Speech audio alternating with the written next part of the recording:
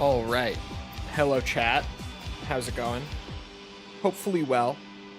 We're back. Today, we're playing some World at War Zombie. Just a little. I have just had the urge. It's that simple. It really is. I want to play my beloved World at War. I get this urge every so often, and I am indulging it. Because for some reason, like, there's something about World at War where I don't even think that I miss the game itself as much as I just miss streaming the game. Like, I could just play it in my own time, but it doesn't scratch that itch. You know? It just... It doesn't do it. I gotta stream it for it to really get out of my system. It's already open, but there. It's minimized so it wasn't making any noise. Okay. I don't know about you guys, but I'm ready.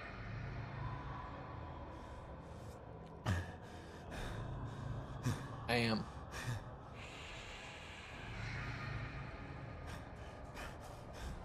I can't tell if I'm getting screen tearing or not. Did you see the good news? What's the good news?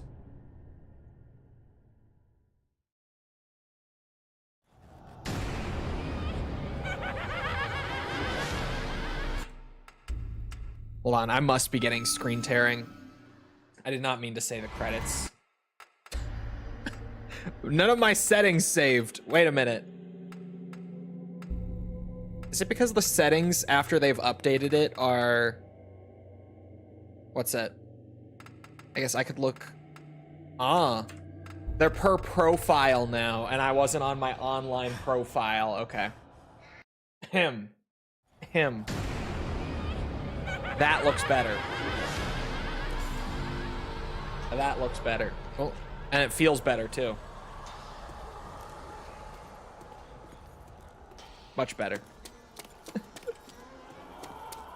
It was on, like, the default 60 FOV or whatever it is. It was on, like, toggle aim instead of hold. It was a whole shit show. Oh, let me know how the volume is, because it might be loud. Perhaps flaming our throwers. It probably is loud, isn't it? We may be flaming a little.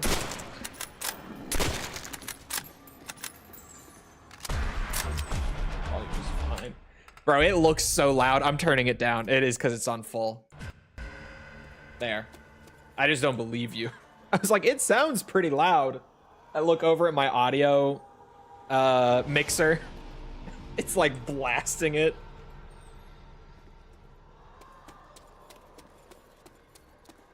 I knew better.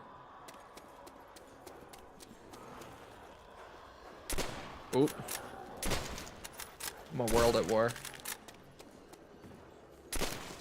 What? What? I mean, it was fine. I don't believe you. Oh. That one was me. Officially. We'll see how washed I am. I seem to be washed. I'm missing shots like that. Come on, man. Can't be doing that. Oh, shit. Again. Yet again. It was fine if you've been raw dogging concerts with no protection since you spawned. That is a crazy comment, but he's not wrong. Car 98 over M1. Yeah, just because it one-shots the head. It's the speedway. The speedy way to start on Nacht, because the one thing this map is, you know... Well, I shouldn't say the one thing. One of the things that this map is known for is the slow start. One of the best ways to speed it up is to grab the car for the first couple rounds while it one-shots to the head and just snipe them as fast as you can.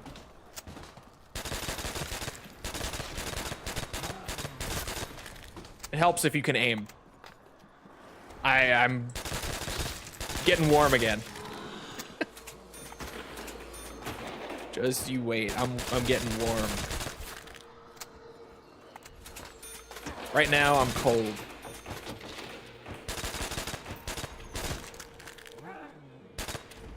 I missed that too. What the fuck is happening? He's still alive. There.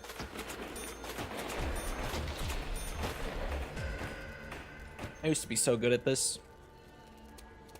What happened to me?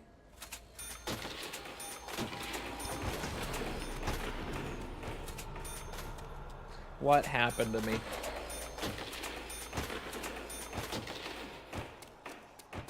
One of the better rifles in MP. Never really played World at War's multiplayer that much because the COD 4 was right there. I played it like a tiny bit, but World at War was always kind of just campaign and zombies for me. And when it was multiplayer, I only know MP40. My name is MP40.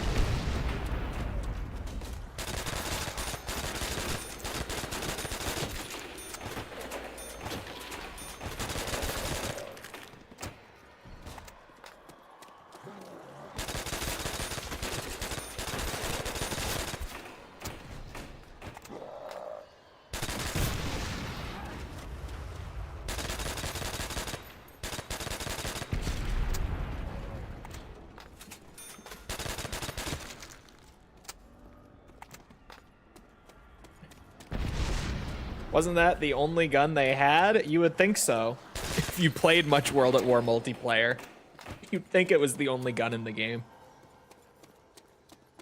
It's kind of always been a COD multiplayer problem, hasn't it? I feel like we bitch about that gun every year.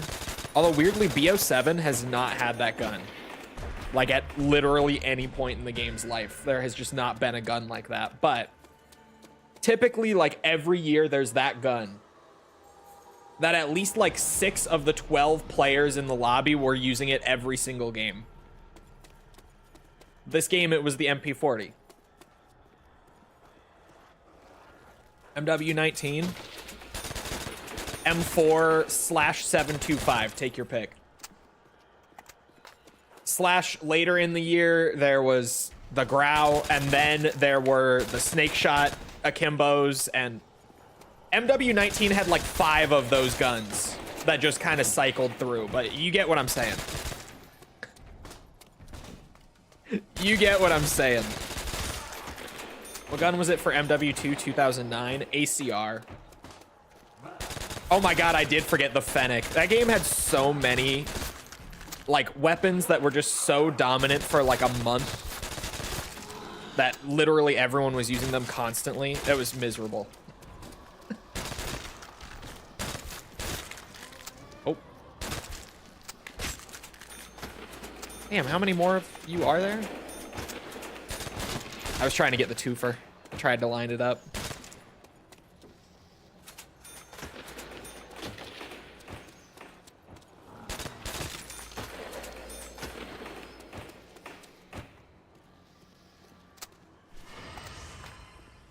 Must have forgot AS Val Infinite Wall Bangs. I did, actually. Thank you for reminding me that when the AS Val got added to that game, it didn't have a penetration damage multiplier on it. So that gun could shoot through literally any surface and deal full damage for like, I think it was like a week or so. They ended up emergency patching it, but I think it was in the game like that for about a week.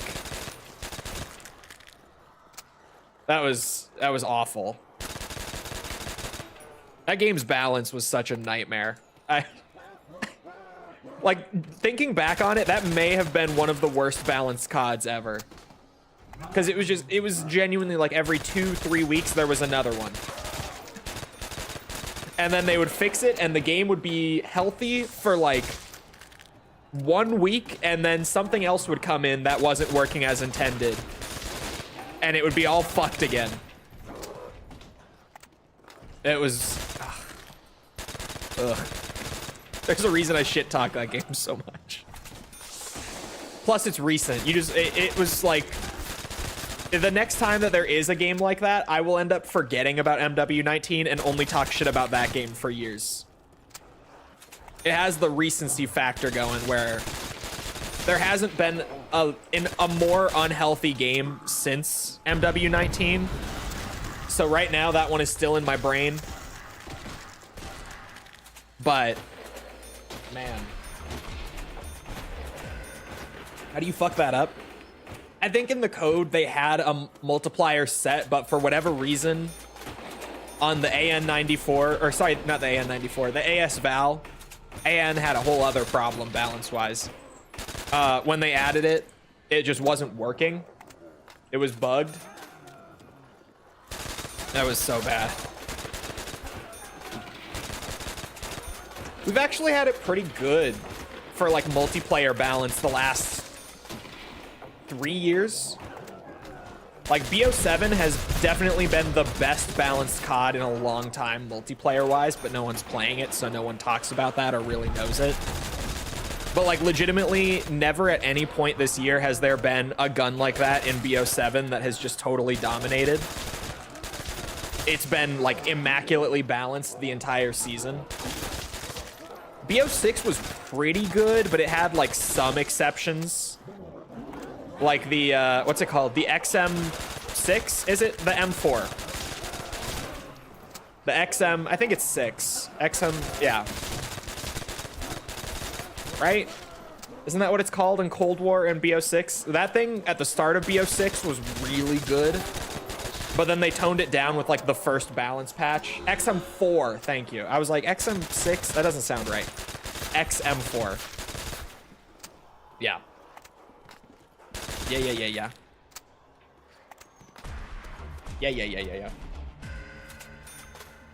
It's maybe about time for me to open up the door. But again, I like to live dangerously and speedily. I do.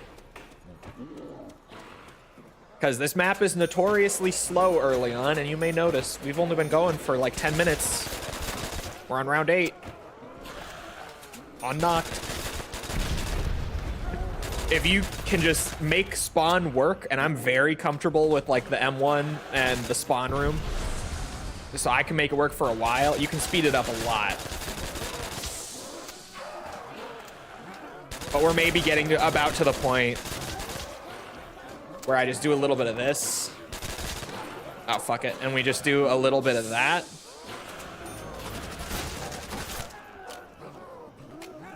Much better. I can kill zombies again. I want to talk about a gun that's actually probably not balanced.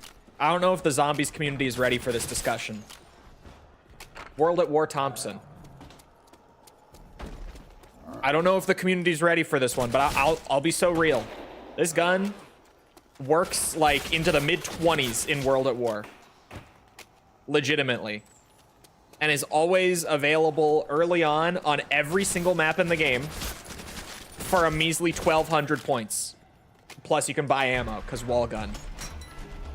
I'm just saying. I'm just saying.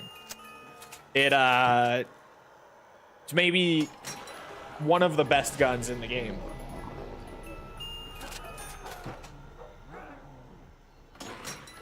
And I'm the guy who, I want... What's it? I want wall guns to not be that great because I want the box and the random chance to give you the best stuff. Well, that are like quests for later maps that have like quest-based wonder weapons. But I don't think you should be able to get the best guns just right off the wall for nice and cheap early on every game. My brain. Oop. God. Scoped car, am I right? Am I right, chat?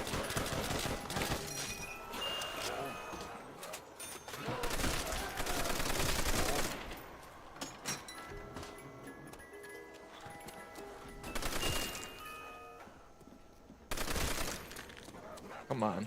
Work with me, box. Work with me. Do me a little favor here. Okay, well. Speaking of goated box weapons, when is Olympia dropping? This is like the third time you've asked me this, and I still don't know.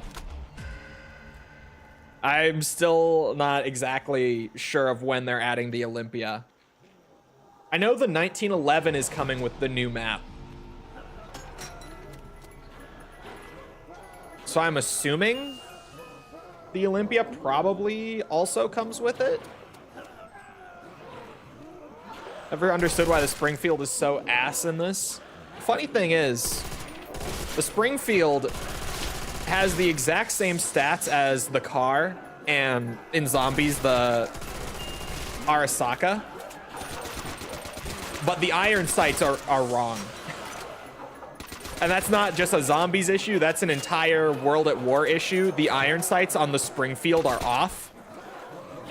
The bullets actually don't go where you aim them if you're using the iron sights on the Springfield. They never fixed it, I don't know why. But on launch day it was like that, and when the support for the game ended, it was still like that. And it would still be pretty ass, just being the same stats-wise as the car. But the iron sights being off makes it even worse. Because the bullets just actually don't go where you want them to go half the time.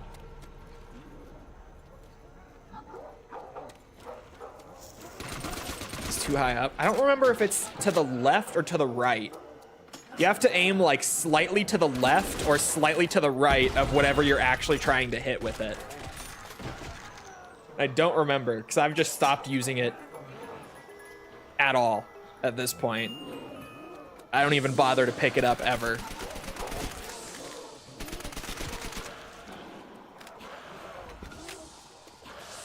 But it's one of those. You have to aim like slightly to the side of whatever you're trying to shoot when using the irons.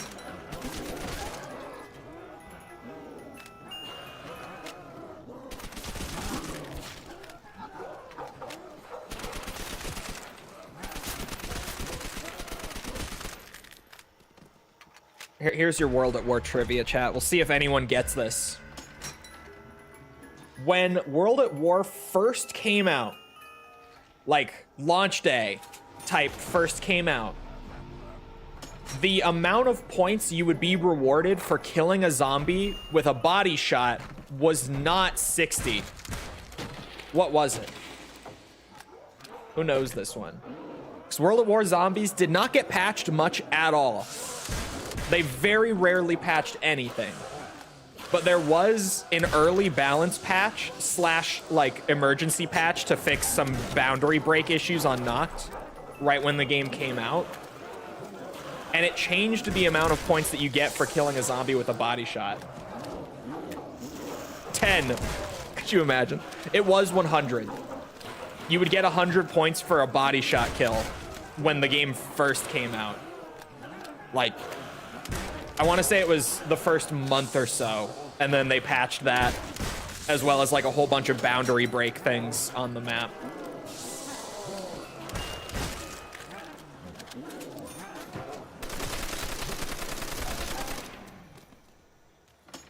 Box isn't giving me anything I want. God damn it, that's not what I want either. Come on. Gave me the long one.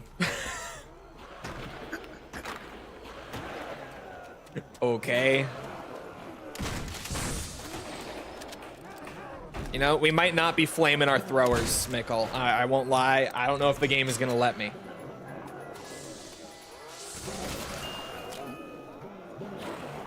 Never mind, the game decided to let me. I'm not gonna start just yet. It's a bit early for it, but there we go. Now we start cooking. Now we go.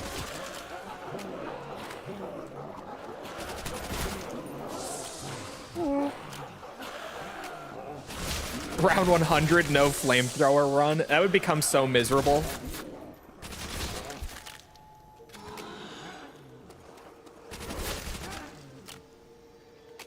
Is this the classic? This is the classic. We're on World at War. I was too young for World at War. Yeah, when the game first came out, you would get 100 points for killing them with a body shot. But then they changed it to where it was 100 only if you got the headshot, and it was only a measly 60 if you killed them with a body shot, and they just left it that way after that change. All the way up until Black Ops 4 was the first time that they fucked with the point system. Made any changes beyond what there was in World at War. Aside from like little things, like nukes on Nacht der Untoten don't give you any points and stuff like that, but aside from little tweaks like that, they didn't change the point system at all until BO4.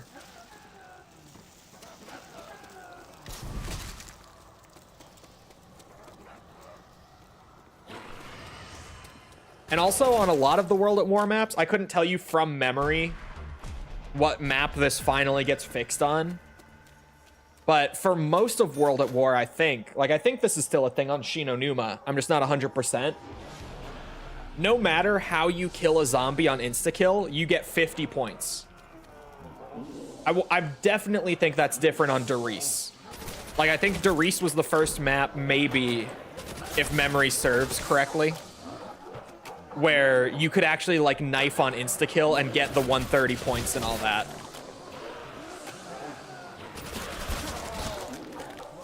Cole at 6 playing this game. Bro. Look. It was a good time. It was a good time. They ruined it is what they did with BO4. Yeah, so BO4 was the first, like, step towards the modern point system, but it was more like an in-between sort of step compared to what we have now. The real, like, modern point system came in with Cold War. But in BO4, they made it so that, like, you would still get 100 points for a headshot kill. You'd still get like 60 for a body shot kill, 130 for a knife. But they took out the whole like every time you hit a zombie you get plus 10. And instead they made this sort of like hybrid system where when you dealt like half health's worth of damage to a zombie, you'd get like plus 30. And then once you finished the zombie, you would get the remainder of whatever amount of points the kill would give you. So like if you were getting a headshot kill, but you had already shot them in the body a bit beforehand, you'd get like the plus 30 somewhere in there while shooting them. And then once you killed them with the headshot, you'd get like a plus 70. And they made it so that the amount of points you could get from each zombie had like a hard cap to it. You could still get some points without killing them, but there was like a ceiling to how many points you can get from each zombie, was what they did in BO4. Which was very controversial when BO4 came out. I never liked it. I never despised it. Like, I never let it ruin the game for me, but some people were like, yeah, this point system is so ass. I actually cannot enjoy BO4. Like, for some people, it legit ruined the game for them. And then, with Cold War and onwards, they just went even further with that and made the modern point system that we have now, still in, like, BO7 standard mode, where you only get any points once you kill the zombie. Like, you don't get any plus whatevers while shooting them. You only get the kill bonus at the very last shot. That's all you get. You get nothing until you actually kill them, is the actual, like, current modern system. Which really serves the same purpose, but just punishes you even more if you, like, don't have a weapon that can actually kill things.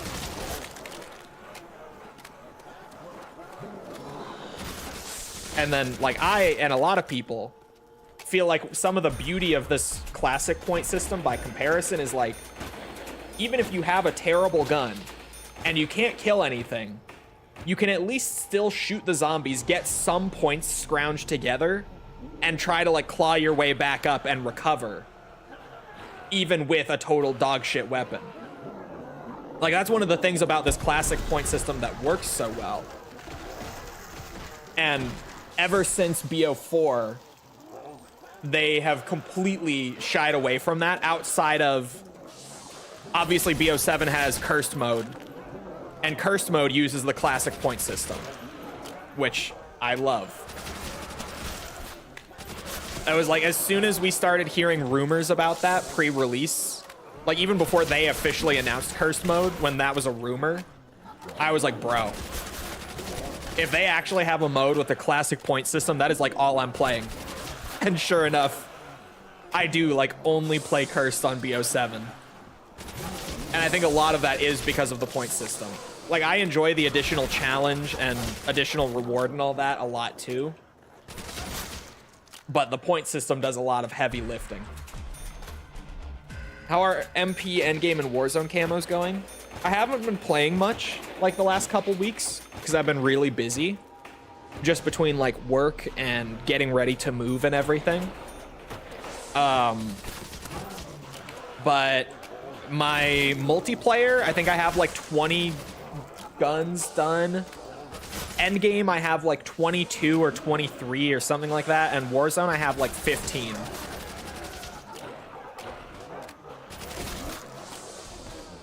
I think roughly that's where they all sit, because I kind of just bounce around and play what I'm feeling.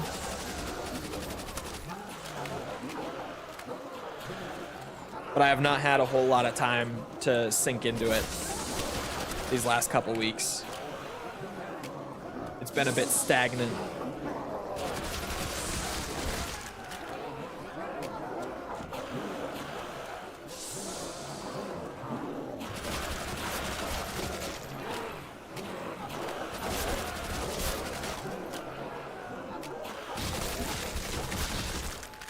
Ooh. I was just about to go buy ammo, and then my brain caught up.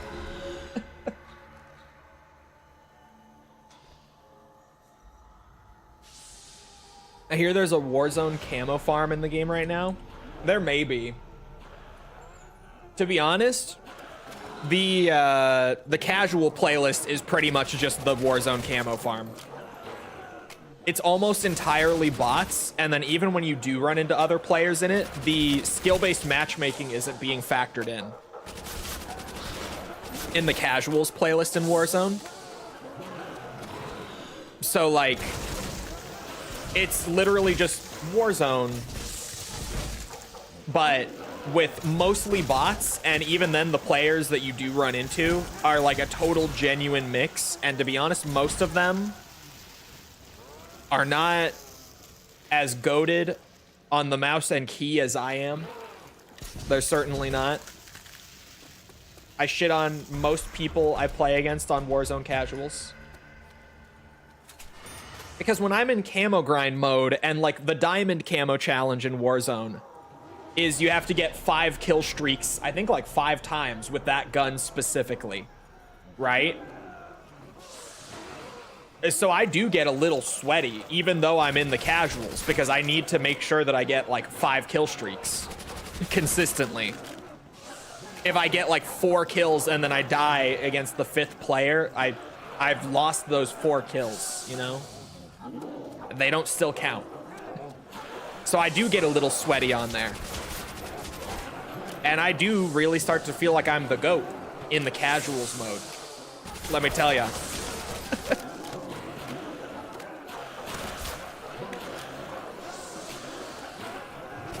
The casuals mode is really fun. When they added it last year, that was so nice. Like, I can enjoy Warzone again just because that exists. Is the 5 kills 5 times for gold? I think gold is like get 5 kills in 1 match, but then the diamond camo is like get 5 kills in 1 life, if I'm not mistaken. But it has been a minute, but I think that's right. I think gold is in 1 match and diamond is in 1 life. Like if you die and gulag and come back, you reset.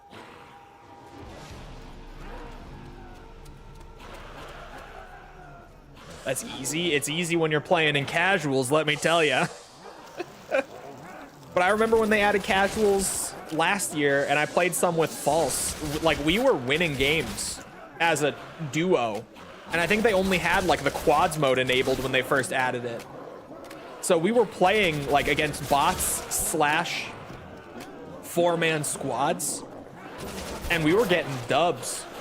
Just the 2 of us, no squad fill.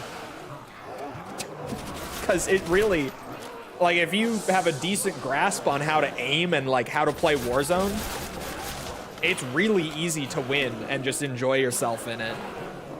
It's genuinely such a good time compared to what Warzone became like after it was out for a couple months and everyone really got it down to a science. Says someone who played the fuck out of Warzone when it first came out and got it down to a science and now abuses that power to shit on the bots and casuals for enjoyment, but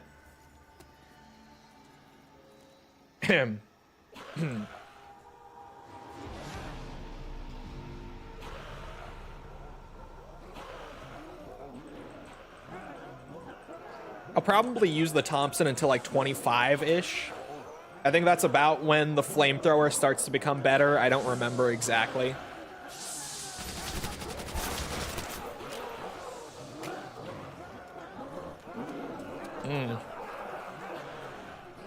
That was a little awkward. I didn't like that too much. All right, boys, let's try to all group up over on this side. Thank you.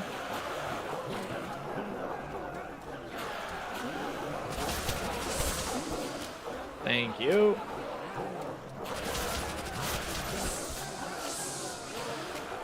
Oh, no. No, no, no. I'm washed. Fuck. I got stuck on the little table. I got too comfortable too fast. Fuck. Chat, I could run it back. We could act like nothing happened. Okay? I could run it back. You didn't see anything.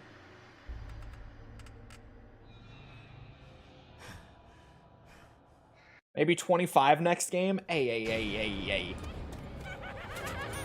You watch it. It was a warm-up. It was a warm-up. All right. Hello, Groka.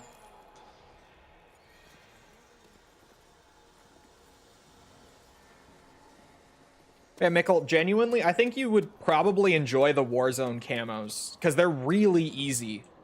Like, I don't know if you know, but also the like military camos, just the basic ones before, like the grindy ones, right? Headshots and whatnot in most modes. In Warzone, you just have to get kills. It's just 100 kills to do the military camos, and then that's it. You're on to specials. You don't even have to do anything special. You just kill them. So like it genuinely is so laid back doing Warzone camos. In casuals, if you were doing it in like normal Warzone with the skill based and the sweats, it would be misery. But in casuals, it's such a laid back, chill time. I've decided that I won't play anything outside of zombies this COD. I mean, that is fair. You would definitely also like endgame, knowing you. But, alas. Y'all saw the Bloodborne animated feature announcement? I did. So is it like a full film, or is it like an animated like short film? Because I feel like the wording is kind of weird.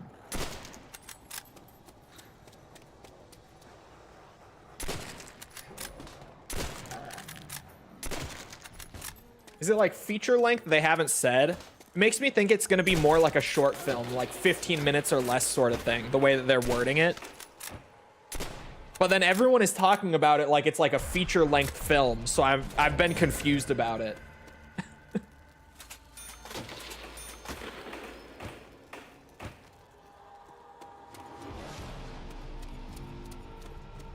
But yes, I did see. Produced by Jacksepticeye is very funny. Oh, whoop, there we go. He posted a video about it. Did he clarify on that? Like, did he say if it was feature length or not?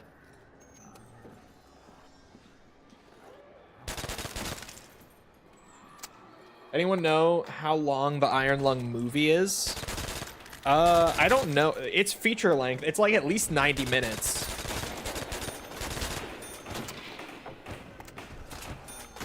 Yeah, I was gonna say it's probably like an hour and a half, 2 hours.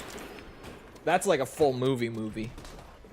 But I'm very curious about why they have labeled it like animated feature as opposed to animated film. It makes me think maybe it's not gonna be like a full hour plus movie. You know what I mean?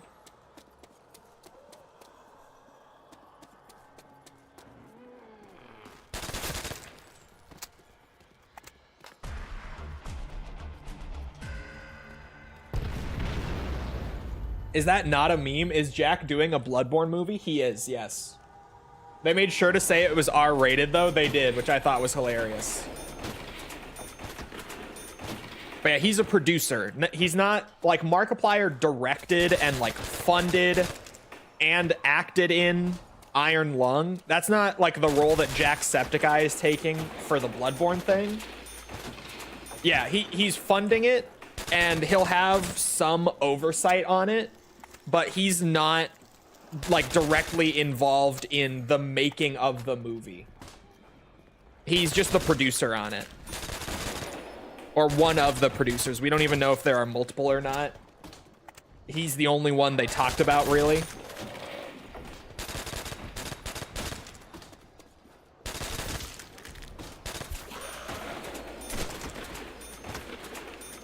You guys see that? That was kind of sick. Ooh. Don't mind if I do. Oh. I got it. I'm still goated. Don't worry. You guys didn't see that last game. I'm still goated. Don't worry about it. PewDiePie Elden Ring movie next up. What would, like, PewDiePie obviously is not looking to take on anything like that anymore. He's like mostly retired, just working on whatever the fuck he wants, pretty much. He's just like, oh, yeah, I picked up coding and like made my own AI model just because I wanted to. He's winning, basically. But what would he direct? Like, if anything, like a game project? What sort of thing would he pick up?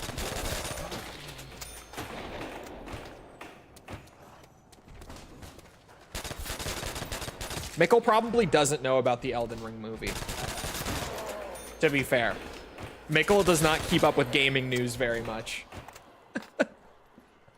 So this might be the first he hears of it. Shit. Whoa. How did you guys all get there so fast? Oop.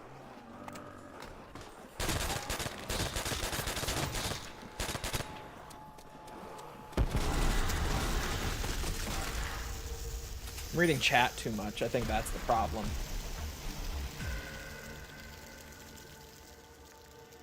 I gotta go back to when I had the slowest, the smallest chat.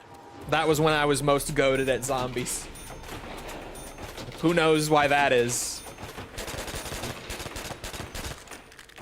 We had our little mini yaps, but it was nothing like what we do nowadays.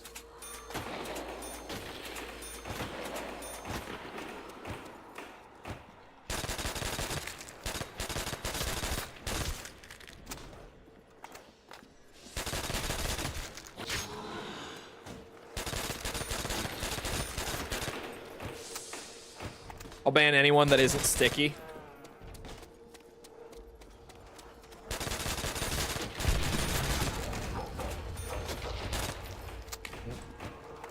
Well, like 5 years ago?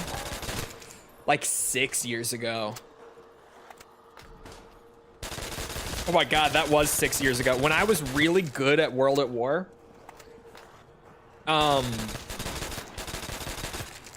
Like when I was doing all the high rounding and I was like, what? Setting records and whatnot way back. That was COVID. It was COVID lockdown. So that was like March, April 2020 was when I was peaking in World at War. And those who knows, Nacht was like my map. This is like what I ran a lot. And there were really only, well, there's technically more categories for Nacht, but I was a high round player more than I was a speedrunner. I always ran a timer when we were doing high rounds in case I ended up getting a really fast time by accident, and I did. I ended up having like the number 3 spot or something for the round 100 speedrun at one point. But I was more focused on high rounding, and because Nacht is Nacht, like literally the only categories for this map were high rounds, sorry, and first room. And that was it. But I was pretty fucking good at both. I was like consistent round 100 plus on the high rounds on this map. Consistent like 40, 50-ish on the first room. It's why I wish that that my old ZWR profile was still up, which is like the record site for zombies, like the community run site that keeps track of all that.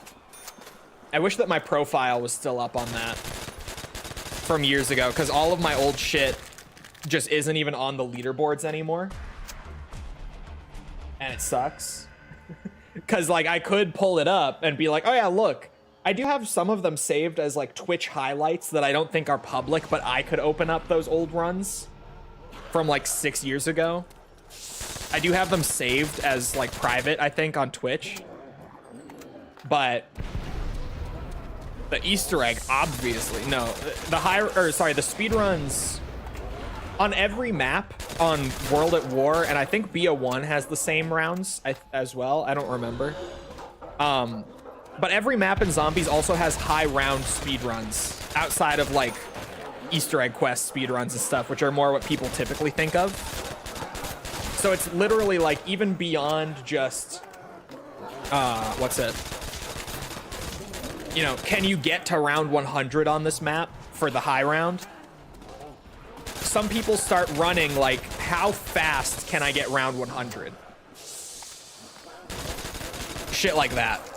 And I think that the speedrun rounds for World at War, unless they've changed, I want to say they're 30, 50, and 100 are like the 3 categories. And then obviously I was on the round 30 and 50 leaderboards too.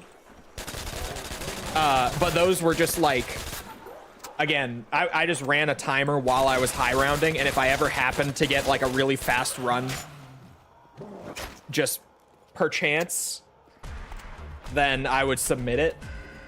Like if it was leaderboard worthy, I would submit it.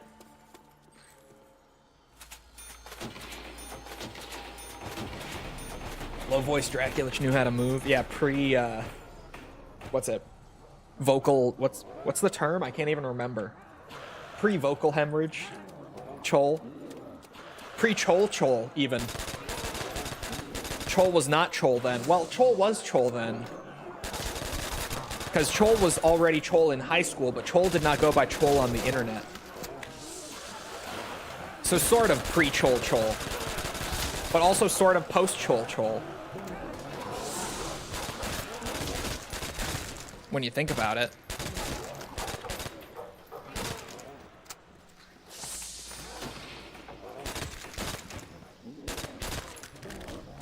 It's probably about time we start spinning the box, eh? I didn't even realize that it's like round 9, about to be 10 already.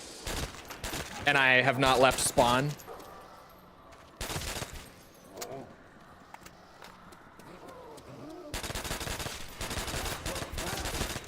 I might play some Verruckt today too.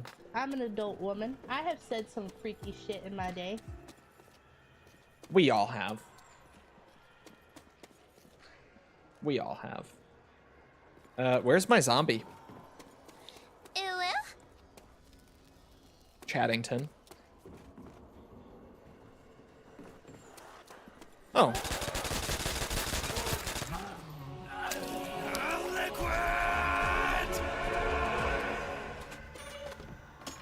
Maybe we can get the flamethrower faster this time. Bad start. That is not a good start.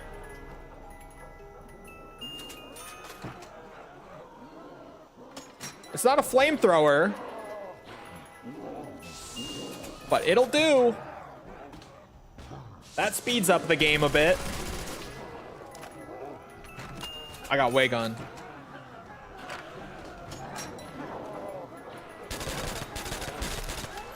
Oh, hello, boys.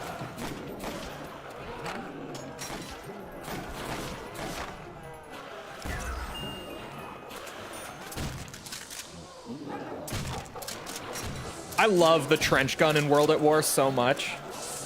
Like, just in terms of how weapons feel, that is one of my favorite guns in this game. There's something about the sound and the feel and the animation work on it. World at War trench gun just hits so right. So do the double barrels, to be fair. All the shotguns in World at War feel awesome. In fairness. My stream all right?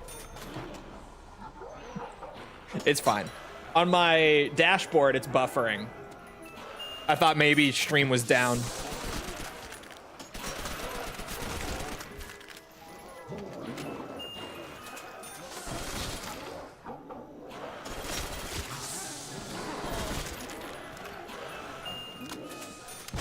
Speaking of shotgun.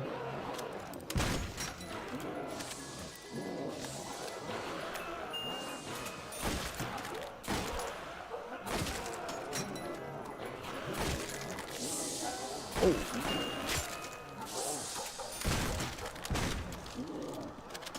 Come on, box. I want a flamethrower.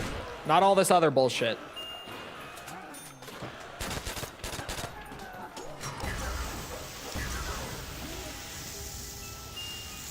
What is that sound?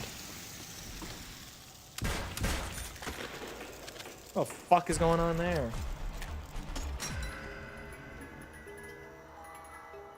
Hopefully it comes with a 60 FPS patch. No. No. See, people would enjoy that, right? So why would they do it? People would like that. There's my boy. He's back.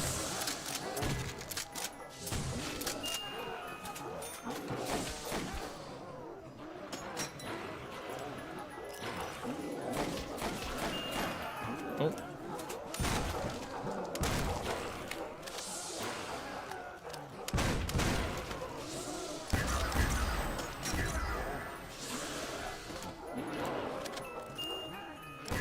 God damn it, man.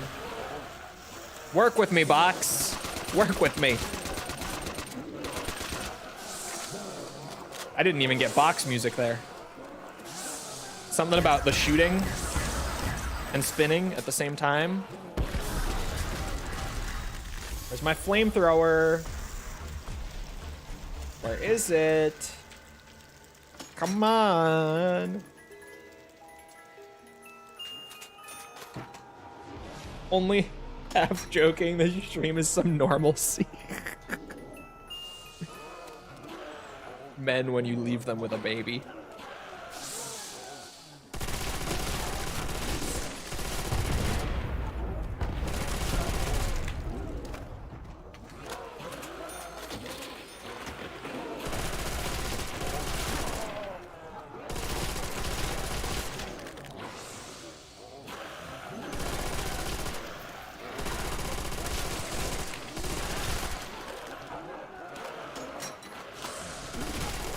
Thank God for all the reload canceling in this game. Oh, there we go. Thank God. Okay. Flamethrower, ray gun, combo acquired.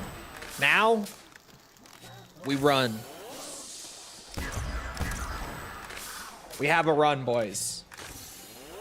She's going. I'll take it.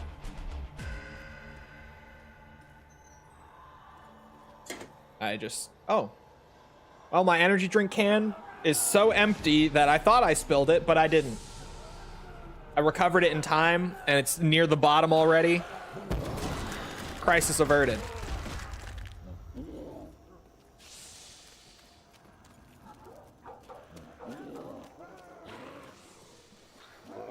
Of the future troll YouTube mod. What are you talking about?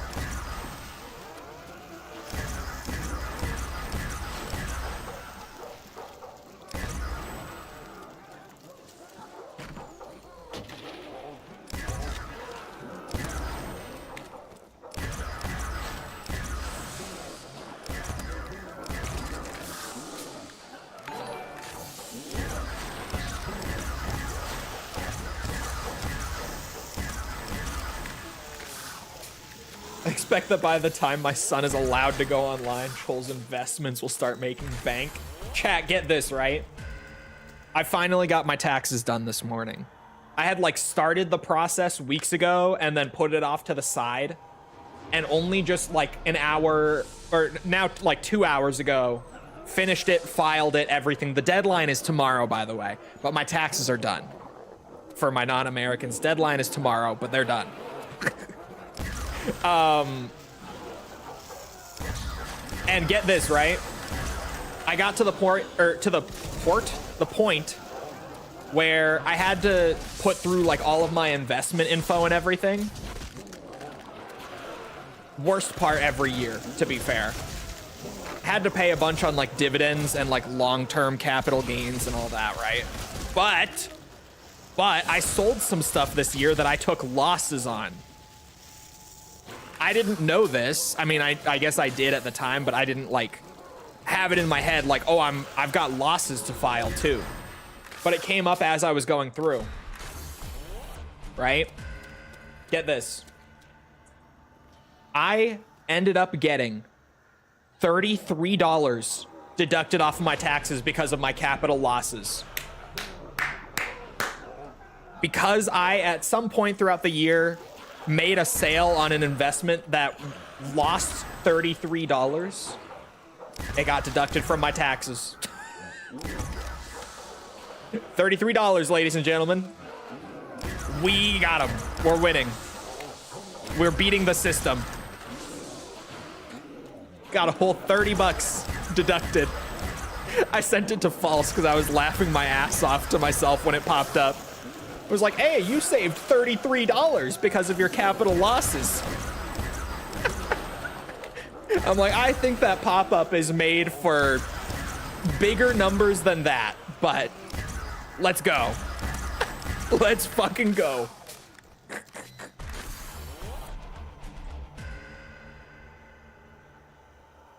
I had a tax refund of $800. I ended up paying in the thousands as expected. Because the thing, like, normally for 99% of people, right? Like, you work for an employer, they take taxes out of your paychecks as you get paid. And then the tax filing at the end of the year, you get a return where you get paid back any like excess amount that they actually didn't need but that they took and all that, right? Well, you see, mine doesn't quite work like that. I don't pay throughout the year.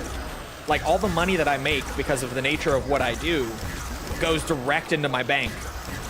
Like, every bit of it.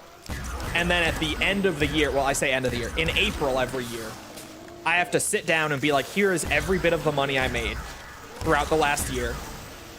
And the government is like, okay, now you have to pay this much. And I have to pay like my whole year's worth of what most people would have taken out bit by bit in one chunk in April every year. My birthday month, by the way. Love it. Always going broke right before my birthday. But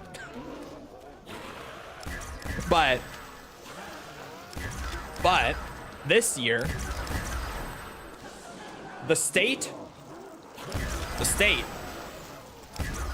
get this, owed me money because they overtaxed me last year.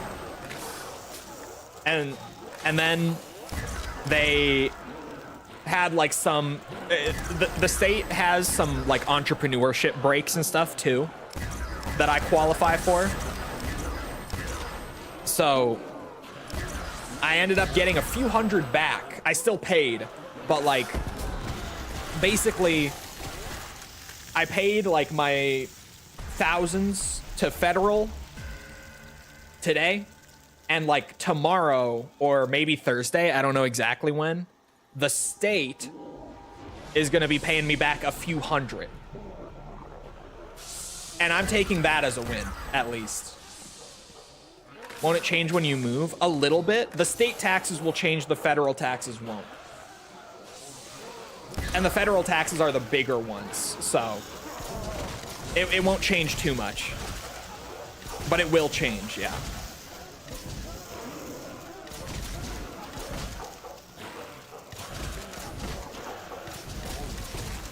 Living in Florida, I don't have a state tax. I know, I miss it. Although Florida fucks you every other way possible, to be fair. Because, like, I didn't have a state income tax when I lived there, but you know what I did have? Toll roads. Bro, anytime, especially I lived in Orlando, right? Anytime I was driving more than, like, 10, 15 minutes away from where I lived, I had to get on a fucking toll road and pay in cash to be allowed to drive through there. Like, everywhere I was going. That is where Florida fucking gets you back on the no income tax, let me tell you. You drive anywhere, you're paying tolls out the ass.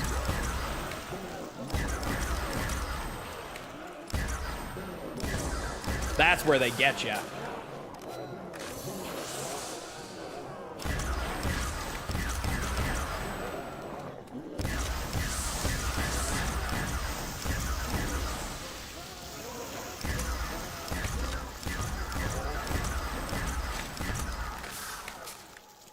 Your mistake was living in Orlando. I had to live in Orlando. I didn't have a choice.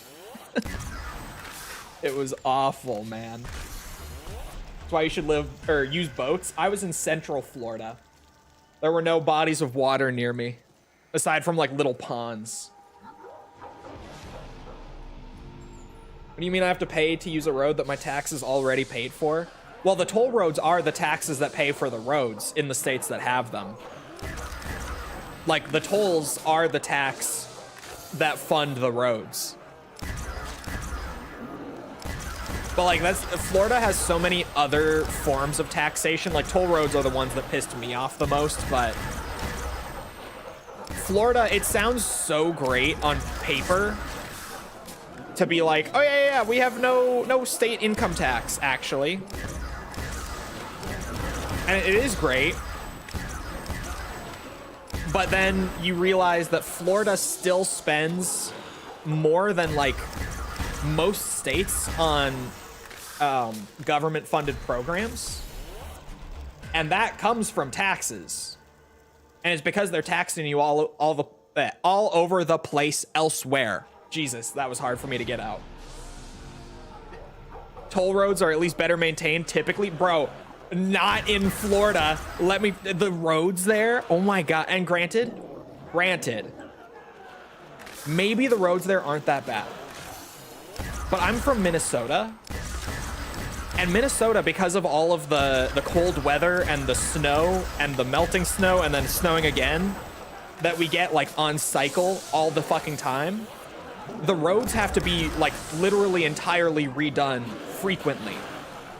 Like, one of the jokes that you'll hear Minnesotans say to each other all the time is like, oh, well, you know, we only have 2 seasons.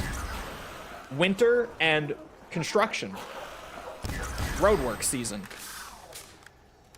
It's just something that people say here because it is like, it's either snowing or all of the roads are being redone because of all the damage from the snow. Like all the erosion and stuff that comes from it. So the roads in Minnesota are always pristine because they have to get redone like every year. So legit, like every fucking year we have brand new roads that just got redone. Like they're completely smooth, perfect. Mwah. Florida, holy shit, man. I don't know where that toll money's going. Because the roads are not maintained like that, let me tell you. They're not. They're just not. Holy fuck.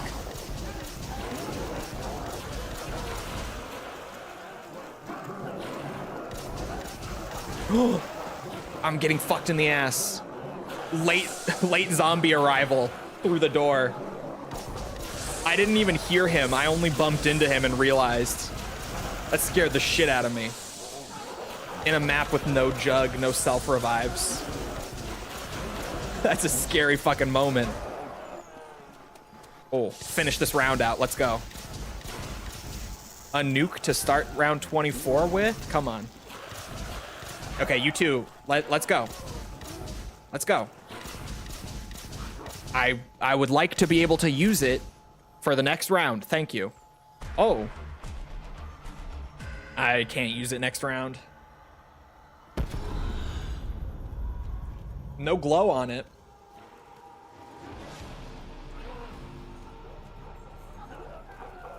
Hey, you guys want to know something that I found out about recently?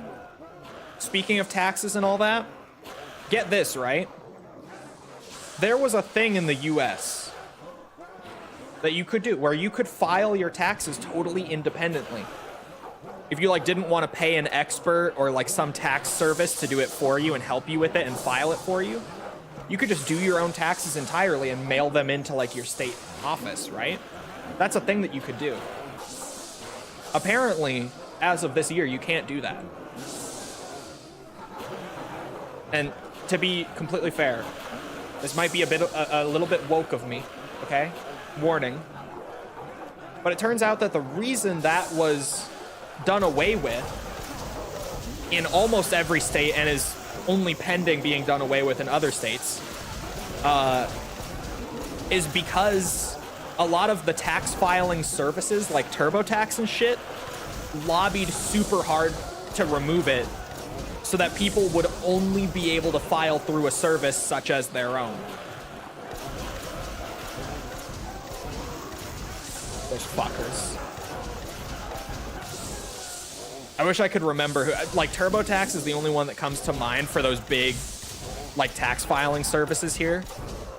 I know there's a bunch of them. But they legitimately all did like fucking lobby to get rid of the thing where you could just do the taxes and file them on your own without paying someone else to do it for you. Purely so that you would have to pay for a service like theirs. Which, mind you, is normally like, I don't know, between like $100 and $300 depending what you're getting. 300, I've used TurboTax before, so I know the 300 is what you pay them if you have like an expert do your taxes for you entirely. Which I've never done because that's ridiculous to pay 300 on top of what I end up paying when I do file as well. I do my own for that reason. Just because I'm already paying so much, I don't want to pay 300 just for the convenience of not filling it all out myself, right? But it's like $100 to $300 when you pay a service to file for you, on top of whatever you end up paying or getting back. In fairness, a lot of people get stuff back. I think I only pay like $170 for my check. Yeah, it's ridiculous to pay like $300 to have them do it for you.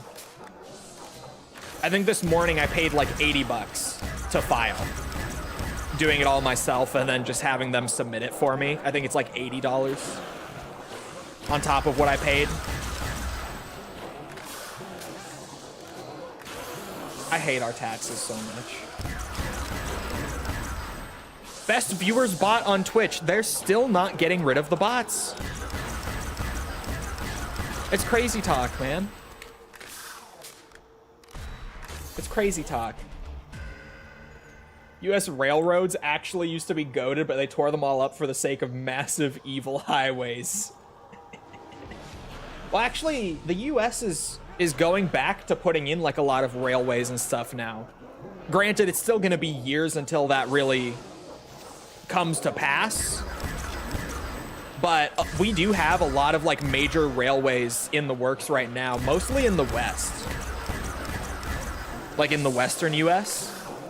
But we actually are currently making a lot of like major railways like that. We're starting at least to head back in that direction. How do you file taxes if you have no money specifically now and you can't take loans? You can get an extension, but then you end up paying more later. Because you had to. But you can be like, hey, I can't pay this right now. I need an extension because I can't pay it. But then you end up paying more once you do. And then, yeah, like interest and garnish. There are ways, but basically you get fucked. Which is why, like, every time I get paid, I have what my bank calls a vault within my savings account. It's like a little subcategory in my savings account beyond just like my normal balance, where I can set aside like certain amounts of money into these vaults and like label them. So like I have my emergency fund set aside within my savings account and labeled as my emergency fund. I have my tax money set aside labeled as taxes, right? Like I have these things. I set aside like 30% of every paycheck I get from anything immediately into my taxes fund, because I'm not fucking with that. So like literally every time I get paid, no matter what, like 30% off into the tax fund immediately. Because I file as a sole proprietor, so I have to pay taxes for both just my personal income as well as my business's income. Because 30% might seem excessive. People might hear that and be like, 30%? But I have to pay personal and business taxes. So yeah, 30%. is what I set aside. Can you be the money guy in the house? I already am.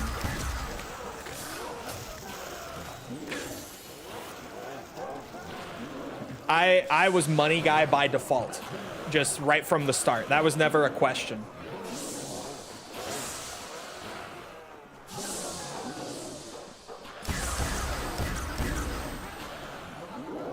No, like, do my shit? Yes. Chat, we do a little embezzling funds. A little skimming off the top.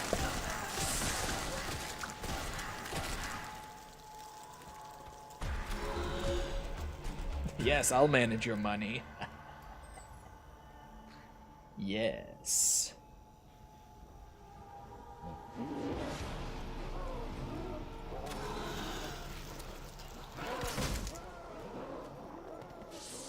Because False has a real job, crying emoji. Hey. Let it be known. Let it be known that I'm not that far behind what False gets from her job. Her real job. But she still has advantage because she has that plus content. But it's not that much difference. Hello? How many ray gun shots are you gonna take to the face, man? It's round 30. I'm like, what is going on? But I forget where I am right now.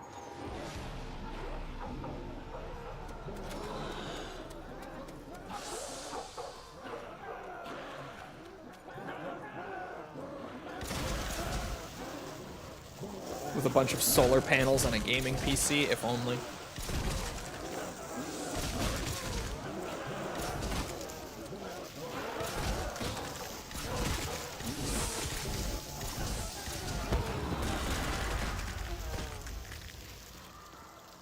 If I could live in a cabin in the woods without internet, I would at this point, because I'm so sick of having to deal with people day to day.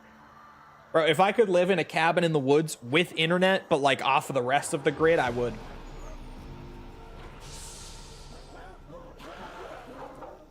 I would.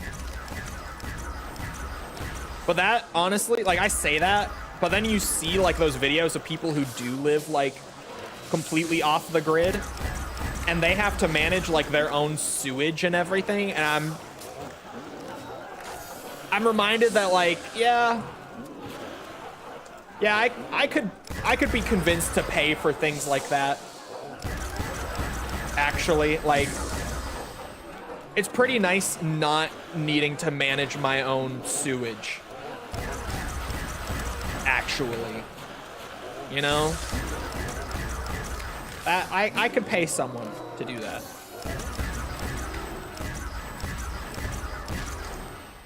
And there's a lot of things like that. But that's just the one thing that I'm always like, ooh. Yeah, I would have to like dispose of my own shit if I actually wanted to live off the grid. Doesn't upkeep your road, you have to? Yeah, exactly. There's all that I'm like, you know, as great as it always sounds to live off the grid and like not have to pay for all that stuff and deal with it all, when I actually do see people who are doing that on the internet, I'm like, oh, actually, I'll stay in the city. I will stay in the city. I will. Thank you for reminding me that it's not that bad, actually. I take it for granted a little bit.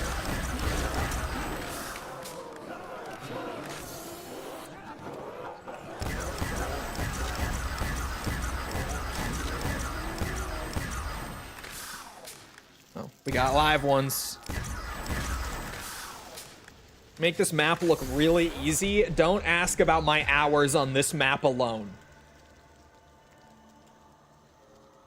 You don't want to know, and frankly, I don't want to know. Okay? It's not from like some crazy natural skill.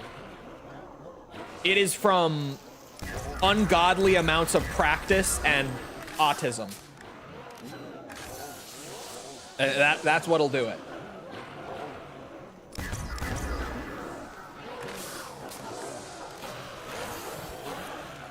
Like, everyone has those games that you pick up and like you're kind of goated right from the start. Like, we've all had those games where you're just crazy at a game for whatever reason right when you start. For False, it's like every game she touches. I don't know why, but like for most of us, it's once in a while we encounter one of those, you know? This was not one of those for me. Let it be known. This was not. No? Yes. Yeah, False says no, but False also, like, we play a new zombies map that she's never played before. She just has no issue going to like round 30 immediately.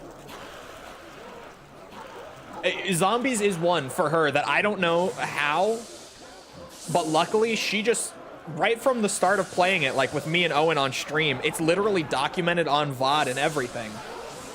She just kind of got it.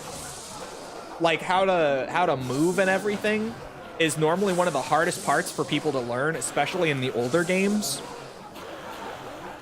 She just kind of got it.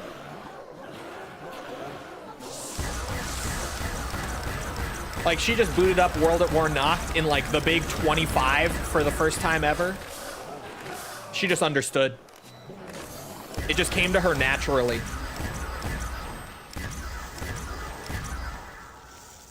And she's only gotten better playing with me like once every couple weeks or so off stream since then.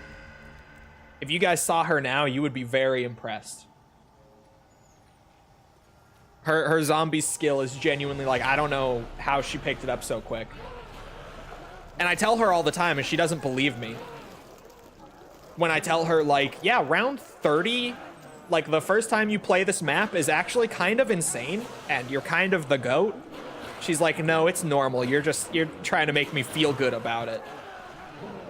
And we're playing like BO1 zombies, right? And I'm like, no, I'm really not. I'm really not just trying to make you feel better. Like, getting to round 30 on Moon is no small feat.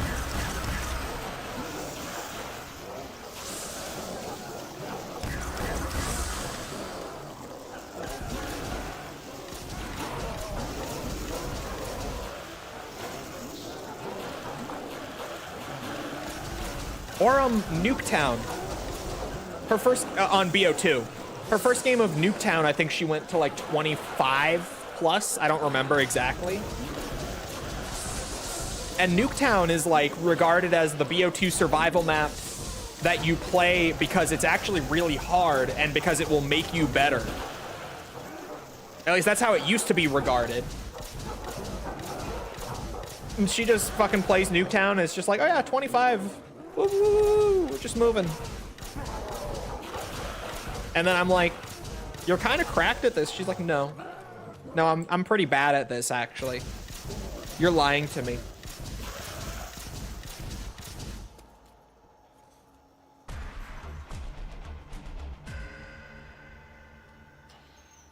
Cities are so fucking depressing. It depends what city. It really, like Orlando, depressing gray concrete as far as the eye can see. Absolutely miserable. 100, like that. Talk about a depressing city that after I lived there for like 2 years, I needed out. Orlando, Florida. Holy fuck.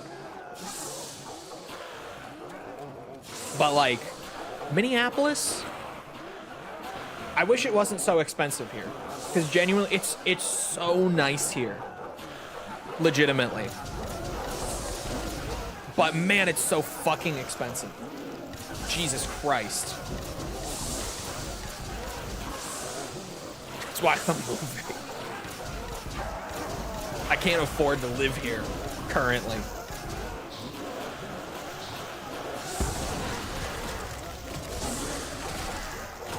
It absolutely depends on the city. And my experience in Florida, with like all the major cities, I didn't live in the others, But like the time that I spent in Daytona, Tampa, Miami, they were all depressing. They were all like that in Florida. Like all the major cities had that kind of vibe to them. Just Florida is not for me at all. That's why, like, everyone has those places where they like, it feels right. And if that is Florida for some, like, that's great. I'm glad you can enjoy it, but Jesus Christ, I hated it. I really did not enjoy my time living there.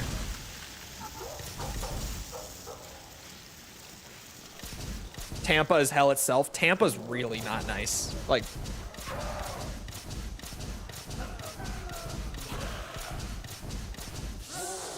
ugh.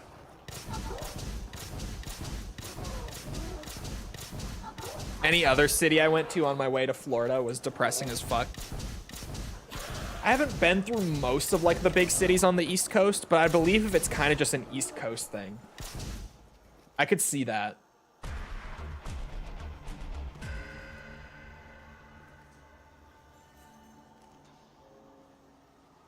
Isn't nearly as bad. Daytona's not as bad as like Tampa, Orlando. Like if I were ranking them, I would at least rank Daytona above those, you know? But like all the big cities that I spent any time in Florida, I was like, oh, don't like this. The thing with cities in Florida, Miami doesn't suffer from this. I mean, certain areas of it do, but mostly the city doesn't. Florida's cities are so like gray and dull. And it might sound kind of weird to like bring up, but really, they're just so like colorless. Especially Orlando and Tampa. Those two are like the two that just, there's no color in those cities. There's none. It is legit like just gray concrete everywhere. Have you considered playing a good game like perhaps The Bouncer? How much is she paying you?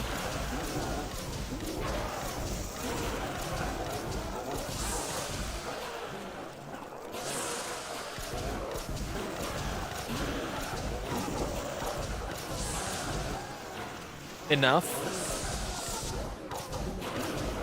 I'll double it.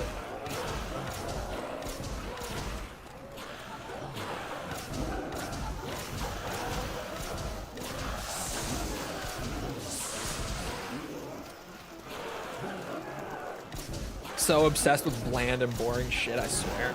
I get what you mean. Ooh. Max ammo.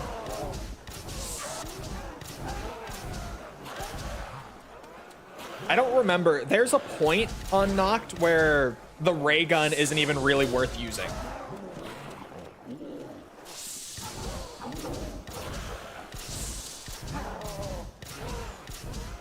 And I don't remember what that point is because it's been so long. I want to say it's roughly around 50, give or take, is where like using the ray gun is actually slower than using the flamethrower. Once the health scaling gets to a certain point. Isn't Disney Orlando not even in Orlando? No, it's in Orlando. It's specifically in Kissimmee, which is part of Orlando, but it's not like the only portion of Orlando that has like Orlando as the street address is if you're in like downtown Orlando. Other than that, like the street addresses, like the townships and such are all split up, but it's all Orlando.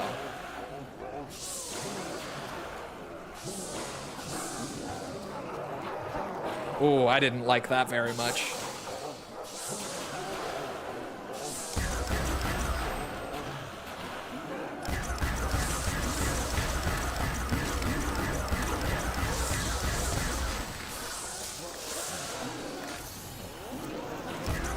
It's around mid-40s. I want to say it's in the 50s somewhere.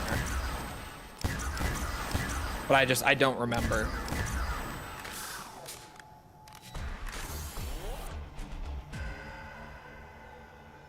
I'll send my PayPal info over. been happening a bit. Is the stream buffering? Is it true?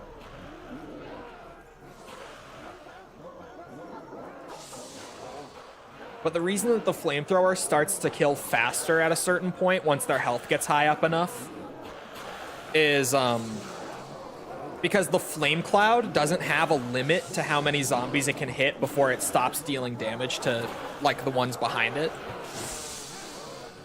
Whereas most guns can only hit like 5 or so zombies per shot. The flamethrower doesn't have a limit. Like the cloud will go through the full horde and damage all of them. And because it also has like the damage over time effect rather than just directly dealing flat damage. Which is actually a fun fact about the World at War flamethrower, chat. Get this. The instant that you hit an enemy with the flamethrower in World at War, it does not deal like a big chunk of damage and then deal a little bit of damage over time after, like you might think. It literally just applies the damage over time effect and does nothing else beyond that. And that first tick of damage happens the moment that you hit them. But it's not like you get a big chunk and then a little more. It literally just starts the effect immediately and then continues.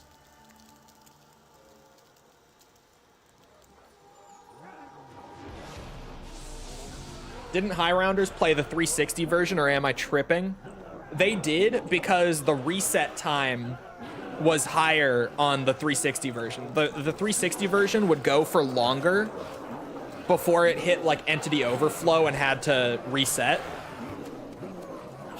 But now that plutonium is a thing on the PC side, I think that plutonium actually has the longest reset time, if I'm not mistaken. I could be wrong.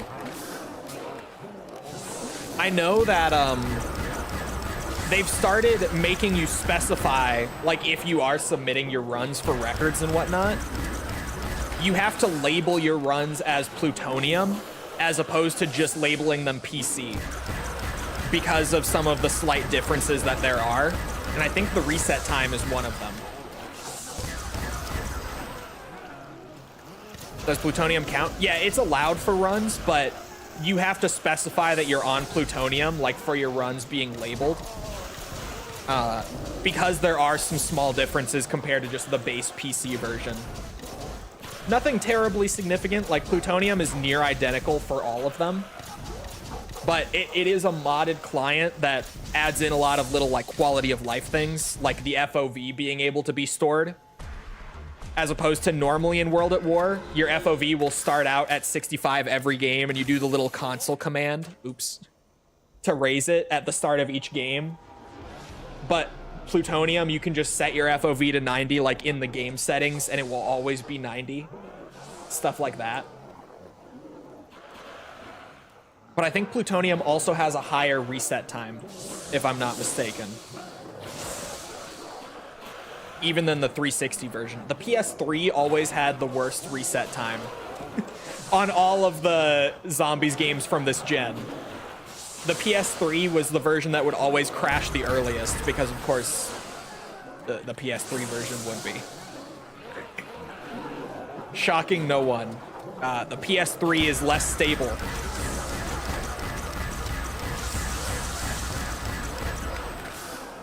Can you not just launch option that for the OG? No, because it's per match. Every match will initialize with the default FOV. So you have to console command it every game, unless you launch your game through the plutonium client.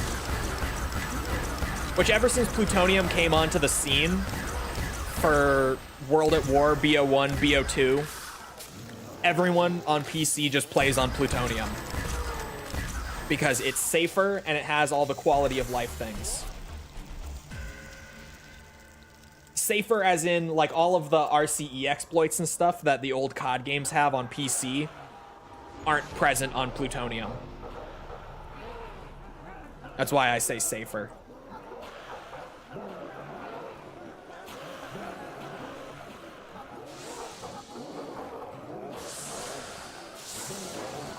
Hey, chat. Especially Mickle. I'm not washed. Okay?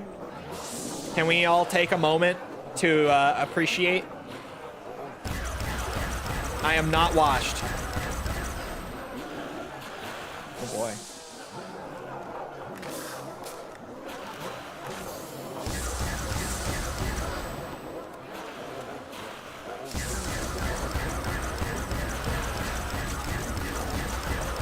Yeah, we're really, because the health scaling is exponential, the ray gun is starting to feel really slow.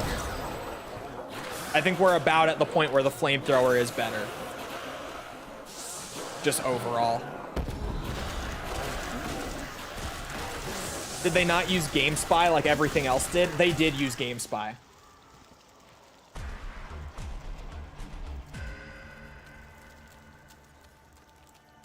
Yes, you are. No, I'm not. Mid-40s? Come on, man. You can't tell me I'm washed. There's no washing happening here.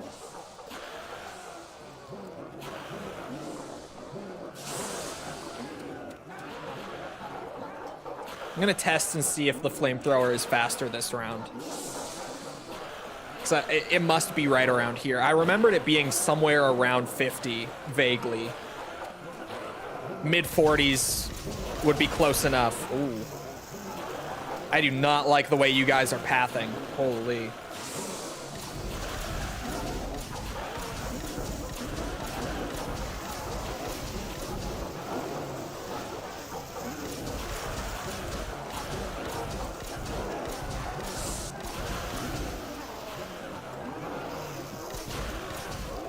It looks slower at the start. But once the zombies start dying, they're dying now. I saw some 50s. They all kind of die at once, for the most part. Like, once it starts, it's like a rapid domino effect.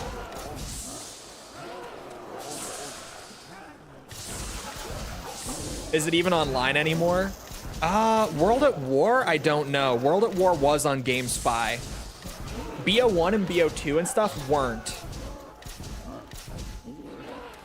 But World at War was. So I don't even know if you could play it online with Steam, like, out of the box or not. Or if they updated it or what. Because they have done some, like, maintenance updates to the older CODs on PC. They each kind of get them, like, once every 5 years or so.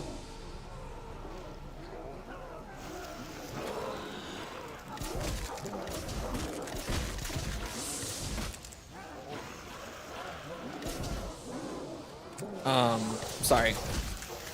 So you probably could play online on World at War, like just on Steam as it is. But all of the old COD games do have RCE exploits and stuff. So I would not even recommend testing it if you were curious. Would a so-called non-washed streamer be happy with around 40? Well, the game isn't over. And it's actually closer to 50 if you start rounding. I'll have you know.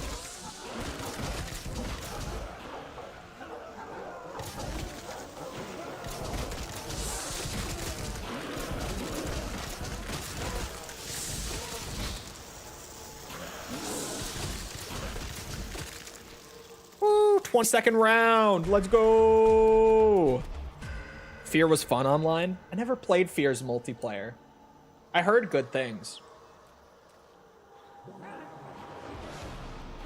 I also never got to play the original Killzone multiplayer before it was shut down. But I hear there are fan servers nowadays that you can get on. Not that I'm exactly itching and hankering for Killzone. Is my prone not bound? I'm pissed. My prone isn't bound. I can tell you, because I was mashing it. Fuck. I could have wiggled out of that with the proning thing. God damn it. There are fan servers? I thought so. I will take 48. I will. I'll be happy with it. I may play some Verruckt. You can technically still play online, but literally no one is on the community servers. You would kind of need to organize a group sort of thing. I could see it. 48 is pretty good. Where does that put me nowadays on yield? ZWR. That would put me at 63. It's not as high as I used to be, but it's not washed. It's definitely not washed. I could play a little Verruckt. Verruckt. Would a so-called unwashed streamer round this one up to 50? A. Little zombie Verruckt. You know? Oh, we got the good side and everything? Hell yeah. There's gotta be a power switch around You just here need to know where to somewhere. look. Yeah, like Discord servers and stuff, always with things like that. Out of 65. I didn't even look all the way down. I think they have the top 100 for the leaderboards now. They used to only have like the top 10, if I'm not mistaken. Like a leaderboard run had to be like top 10 or maybe it was 20, something like that. Nowadays, I think they expanded them up to 100 just because over the years you get so many of like those good runs built up. They all came to one window.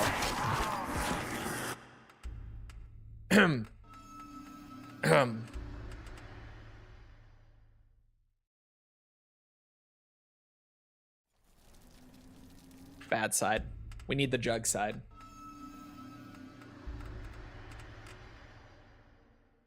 For Verruckt.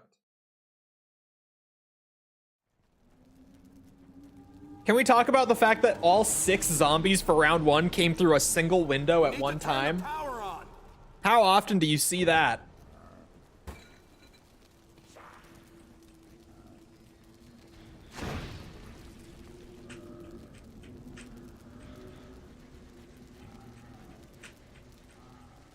New world record. Hold on, is my prone key bound? Moment of truth. Controls, move. It is not. Neither is my crouch, actually. Oops. There. There. See? I knew it wasn't. I would have gotten out of that knocked death if it was.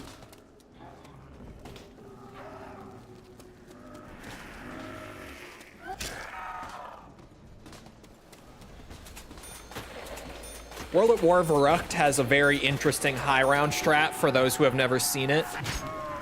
Because those familiar may know that, what's it? World at War Verruckt is notorious for what would be dubbed the World at War, or sorry, the Verruckt Sprinters or Verruckt Runners, they used to always be called. Because this map technically had the first, like, super sprinting zombies in Call of Duty. Once you get to a certain round, and I think it's only like 7 or 8, the zombies start spawning in on occasion, running like lightning fast. Like way faster than they do on most zombies maps. And it makes this map, especially because it's built with this kind of layout where it's a little more hectic, very hard. But there are ways to make it work. Ways that I was never the best at. I think my best round on Verruckt way back was only like 80 something compared to my other World at War, you know, personal bests, which were all very high by comparison. I only ever got to like the 80s on Verruckt. It was never my main map. I was both more of a Nacht player and more of a Numa player. But I enjoyed running Verruckt as well. The map I ran the least was actually Riese on World at War. was part of the theme of this map being an asylum. As much as I would love to give them that credit, it wasn't. They were just trying to experiment with like, okay, how do we make the games go faster? And they tried just making the zombies super fast, but then it made this map so hard that most people didn't enjoy Verruckt as much as Nacht. Holy crash. We all buffering?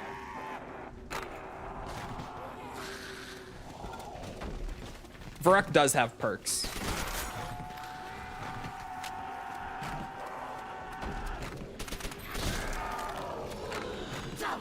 I'm good. Ah, it's you guys. Ah, ah, ah, ah.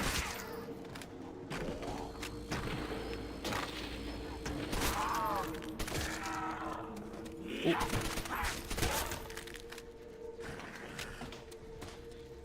I'm good. Okay, everyone is good except for Mikkel and Tibby. Everyone point and laugh.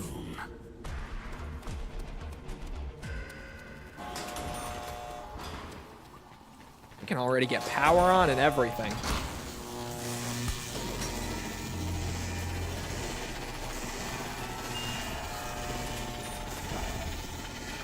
I love the PPSH in World at War. Hold on, hold on. Once all the noise dies down. Because you guys, if you've never seen the World at War PPSH, allow me to introduce you to A, my favorite gun in this game, and B, what I like to call the meat grinder.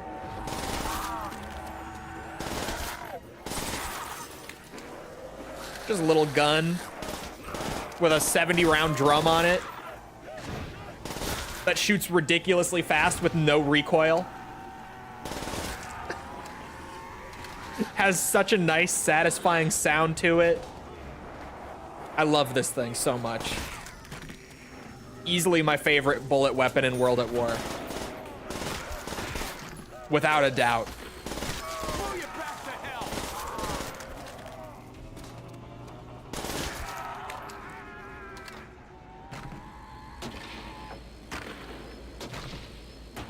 Always reminds me of the BO1 mission.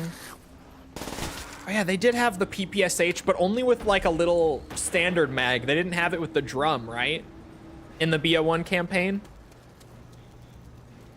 know what's funny is they did remake the World at War PPSH, or mostly just port it over and add some new materials for it, realistically, but they did use the PPSH in BO1's campaign, but it never made it into the World at War remasters on that game.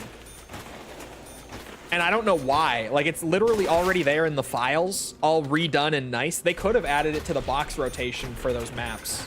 It would have been awesome if they did. And the BO1 remakes, for those who don't know, of the World at War maps, all 4 of them are in BO1 remastered. And all the wall guns from World at War got remade and are in the same spots and everything. But all the box guns are BO1 weapons. So it's kind of like a weird mishmash. But that's where I'm saying, like, they already had the PPSH in the game. The PPSH was a staple of all the zombies maps aside from Nacht. It actually is not available on Nacht at all. But on Verruckt, Shino Numa, and Riese, the PPSH was a classic in this game. And they just never added it to those maps for whatever reason. Whereas, like, all the other World at War classics, like the STG, the MP40, the trench gun, the double barrel, they're all on the World at War maps. Even the Kar 98K and shit. But no PPSH was ever there.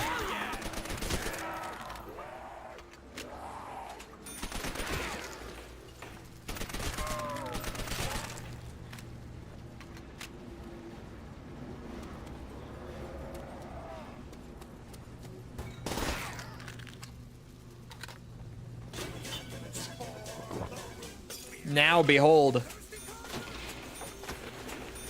You thought the PPSH was the meat grinder already? Behold, with double tap, 30% increased fire rate on all weapons.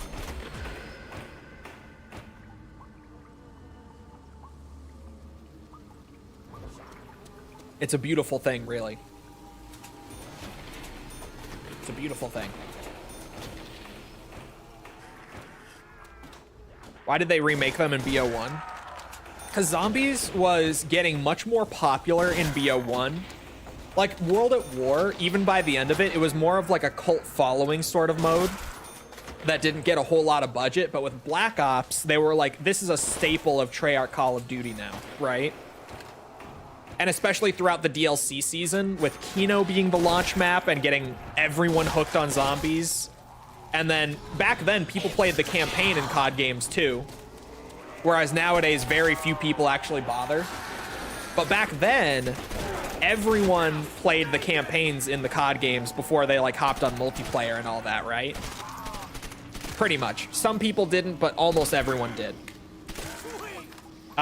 When you beat the campaign, you got a bonus on-disc map on Black Ops 1 set in the Pentagon with JFK and everything, and everyone loved that map too. And that immediately blew up the popularity of BO1 zombies and just zombies as a whole compared to World at War. Having those two maps as like the launch maps for the game. And then the DLC lineup was crazy in BO1, right? Ascension, Call of the Dead, Shangri-La, and Moon. So when they were doing the final DLC, they also were like, hey, we could just port over the World at War maps, make them look a little nicer, and include those as a bonus for like the end of the zombies season. Now that it's such a big thing. Like now that people have, you know, started to regard zombies as like one of the reasons to buy Call of Duty Black Ops. Like legit, there were people buying the game just for zombies at that point. Whereas for World at War, that didn't really happen back then. So they were like, fuck it. Along with Moon in DLC 4, this DLC will also include remasters of all of the World at War maps in Black Ops 1. And it's part of why BO1 has such a goated roster of zombies maps, is like, the launch maps were both awesome. What's it? The DLC maps were all goated, like all the original DLC maps, even though Moon is a bit controversial. Ask False what she thinks about Moon, you'll see. Like, I love Moon. I think Moon is one of the coolest zombies maps. Legit. But ask False what she thinks about Moon, and you'll see. It's a polarizing map. But then, like, them adding all of the World at War maps as well, as, like, a bonus with the Moon DLC, just makes it so that BO1 has, like, such a stacked roster of zombies maps. It's hard to compete. It's one of the reasons, I think, outside of just BO1 being so fun at a base level, like, BO1 has such a consistent lineup of maps. And it legit, BO1 is still in my top 3 zombies games, easily, to this day. Did I say BO3? BO1. I don't know. I may have confused myself. BO3 is my favorite zombies game. But BO1 is also still in my top 3. Just because, like, gameplay is good. Map quality is super consistent. BO2 mogs BO1 pre-DLC. Okay, Mickle's rage baiting me.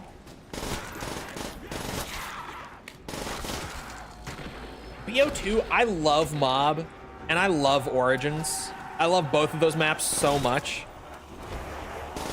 But then there's the rest of BO2 zombies. I took a picture of your nutsack. And BO2, I don't know if I can reasonably put it in my top 3. Legitimately. I struggle to say that BO2 is in my top 3. And I think I know what I put in my top 3 over BO2. But I don't know if the world is ready for that knowledge. So I might keep it to myself. Because I'm not even 100% on it, to be fair. Top 5? I would probably put BO2 top 5, yeah. But I don't think I could put it top 3 reasonably.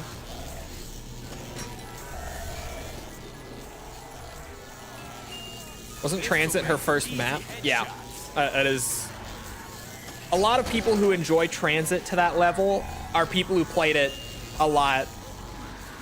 Like with friends and stuff when BO2 first came out, because it was the on-disc map. And then there was me, who didn't even really like Transit when it came out. And even way back then, pretty much only played like Town, Farm, and Nuketown when BO2 first came out. And then Die Rise came, and I still pretty much only played Farm, Town, and Nuketown. Oh my god. Verruckt, can we calm down? Can we calm down?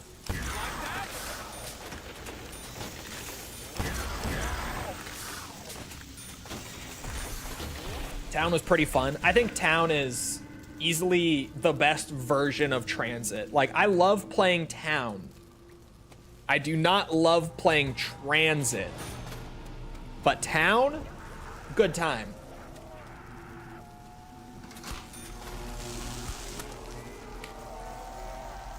Good ass time. I like Die Rise. I like Die Rise nowadays, but I didn't even learn how to play Die Rise like legitimately until after BO3 came out. Genuinely, like, it took so long for me to actually bother to learn it. And now that I learned it, I like it. I don't love it. I certainly don't love it, but I like Die Rise. And dude, I didn't even learn how to play Transit legitimately until like 2020, probably. I remember streaming a whole bunch of Transit because I was like, you know what? I want to branch out and start playing BO2 legit, like running high rounds and stuff the way I do on other games. It's a good reason to play Transit and actually like bother to really learn all the little intricacies and stuff. I genuinely did not even learn how to play Transit for real until like nearly 10 years after it came out. Because I didn't really enjoy playing it. And there was Town and stuff. Like the survival maps were just more fun.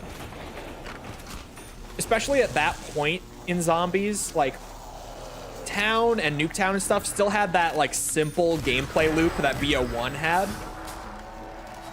Whereas Transit was a lot more obtuse and just like weird by comparison. So especially back then, I was not about it. I liked the idea of like going around on the bus at first, and like me and my friends had fun games where we were like, okay, everyone gets on the bus right away. We can't leave. Like we all only use the B23R that's on the ceiling of the bus, the little burst pistol. Like that is the only gun we'll use. We just have to make do and survive entirely on the bus, no matter what. We can't leave. So I have like good memories like that, right? But no, I don't like Transit. I still to this day don't really like it. Even after I learned how to run it, you know, I used to not have like amazing games of Transit, but I learned how to play to like 50s consistently. I got good enough at Transit to do that. I can still do it as well, because Transit, once you do know it, is a pretty easy map actually. It's the learning process that sucks, and the setup process actually. Like the reason that I still hate playing Transit is because anytime I want to play it, I have to spend like an hour running around in circles before I can actually play, because the setup process is miserable. But right before False and I started playing BO2, like once she finished BO1, I reinstalled my BO2. I was like, okay, let me play a game in my own time to reacclimate myself. And I played Transit because that's the launch map. And I almost got to like round 40 getting back on it. So I was like, okay, I still got it. I still got my BO2 Transit skill. I apparently never lost it. This was months ago, like maybe half a year ago, give or take. So like I still got it. If I were to hop on transit, I got it like that. I do. I just don't enjoy it. Sad to realize how much they wanted to do with transit, but they weren't able to. I love, my favorite thing from transit that they weren't able to do, or like weren't able to fit in rather, was another one of like the game modes called Meat. And this is fairly well known. Like we've known about this for ages. But it was basically like a game of hot potato and zombies, where there was literally a chunk of meat. And it would be played on the diner map. It would have only been on the diner map. Like just cut out if they had gotten it in. You had like a chunk of meat, like zombie meat, that was like the hot potato. And one player would start with it and you would throw it at the other players. And if you hit them with it, it got stuck in their hands and they had to go throw it to another player, because you can't do anything when the meat is in your hand other than run around and throw it at another player. So you'd basically be playing zombies and like hot potatoing this chunk of meat was the concept. And they had like concept voice lines for Richtofen as the announcer, because he's the announcer on transit normally. And he had some fucking freak ass lines for meat. I can't even remember them, but they got found in the game files. Like the concept lines for Richtofen as the announcer in the meat mode. And they're fucking hilarious. They are so funny.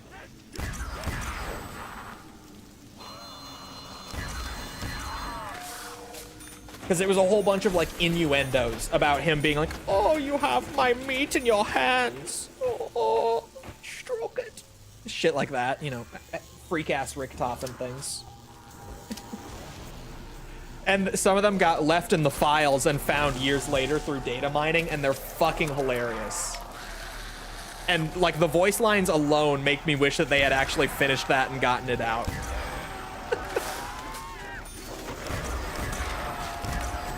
I love Richtofen. The GOAT.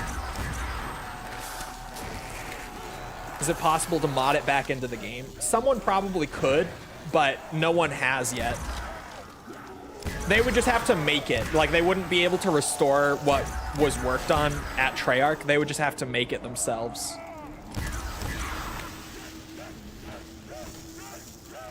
He's at 119 with only a flamethrower and MP40. Yeah, that's the way to do it. I only don't have the flamethrower because I got the ray gun first.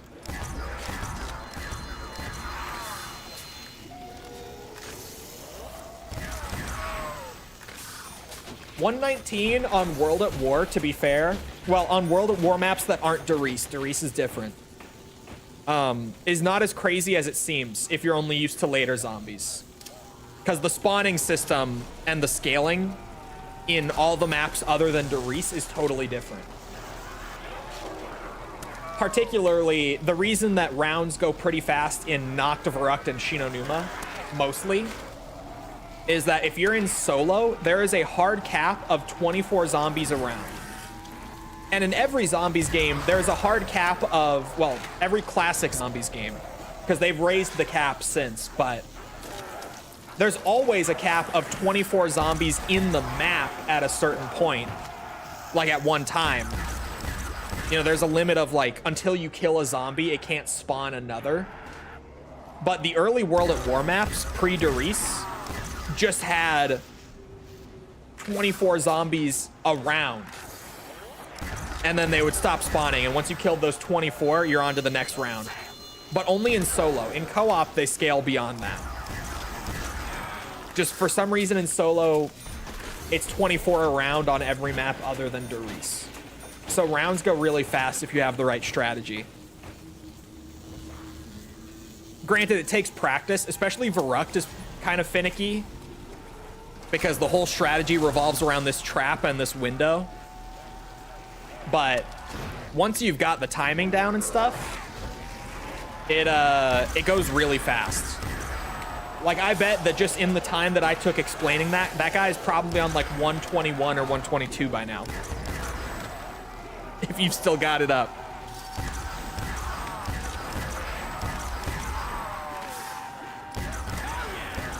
because that's just the way that World at War high rounds go. It's part of what got me into World at War specifically when I started high rounding, was just the games go really fast, and it makes it like exciting compared to later games, which still are exciting to get the round number going higher and higher. But in World at War, that number moves so fast because the rounds are so short in solo. Flamethrower?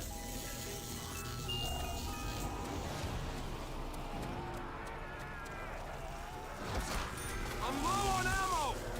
Okay, none got through. I thought one would. Thought Nolan North voiced Richtofen. He did. Mike Myers was a multiplayer, like, custom game that people would play. Back in ye old COD days.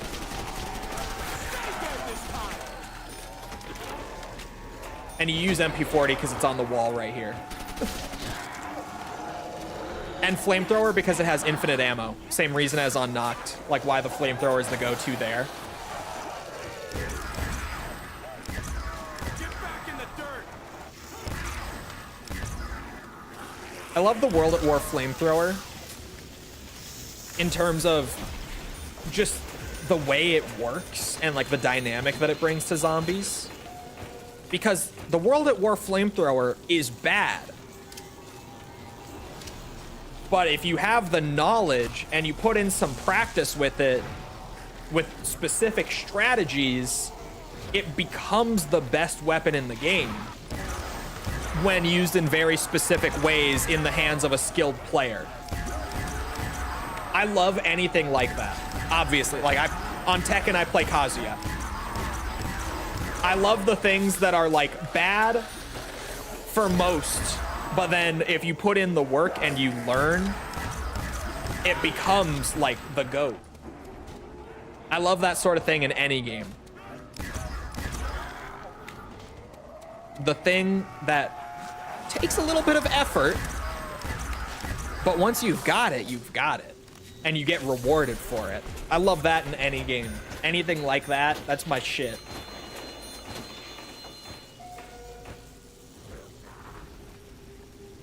Give me that reason to put in effort, you know? Like classic zombies high rounds entirely, I guess. With like the fact that especially World at War and BO1, the weapons fall off at a pretty early round that aren't like the ray gun. I say this while blasting with a ray gun on round 20, but like if I had the bar or even like the Browning at this point, you would start to see that some of those S tier weapons in World at War, like once you hit round 20, they don't feel very S tier anymore. And anything that was like B tier or C tier before is like F tier at round 20, right? Just total shit. But if you learn the ways, the secret ways, and you practice, you can get really far on World at War and BO1. And I also love the, like, especially in World at War, no self-revive just is like part of that practice and the know-how and everything is that to get that number really high, you have to be able to execute the strategy flawlessly for extended periods of time to actually reach those rounds.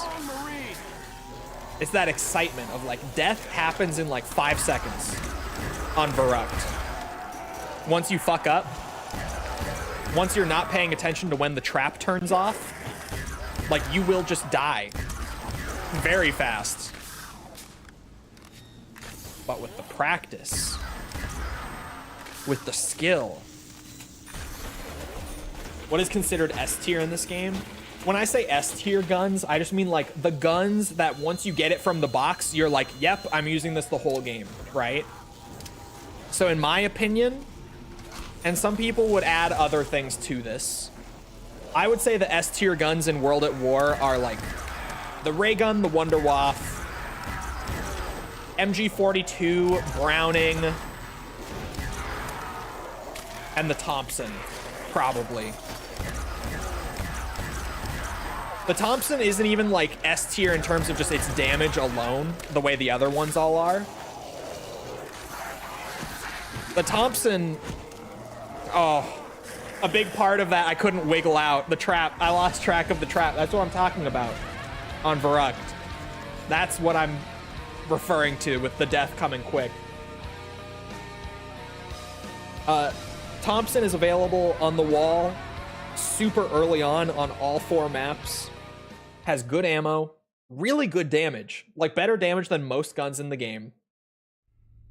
Trying to think. Sorry. Get good, my ass. I have ZWR up. What was that? 22 I died on?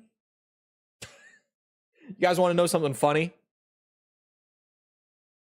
On World at War Verruckt, on ZWR, that would get me a 53. That run right there. You guys want a Shino Numa or a Verruckt replay?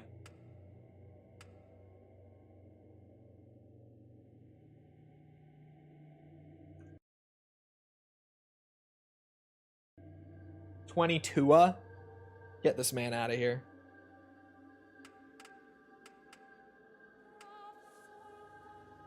Shino Numa, you say? Or Riese? I love Riese. I do. But Riese high rounds? Well, Riese high rounds are also fun, but they're different. They're different. I'm reliving my memories here. All right. But sorry, Thompson I would say is S tier in this game. Only because it's a wall buy that's available like right at the start on every map. Great damage. Legitimately, the Thompson will be viable for longer than most guns in World at War. It's only like 1,200 points. I'm looking down here. The Thompson is like right at the bottom of these stairs on Shino Numa. Like one door, boom, Thompson. And it's like that on pretty much every map in the game. With the one exception that on Riese, you have to open 2 doors instead of 1.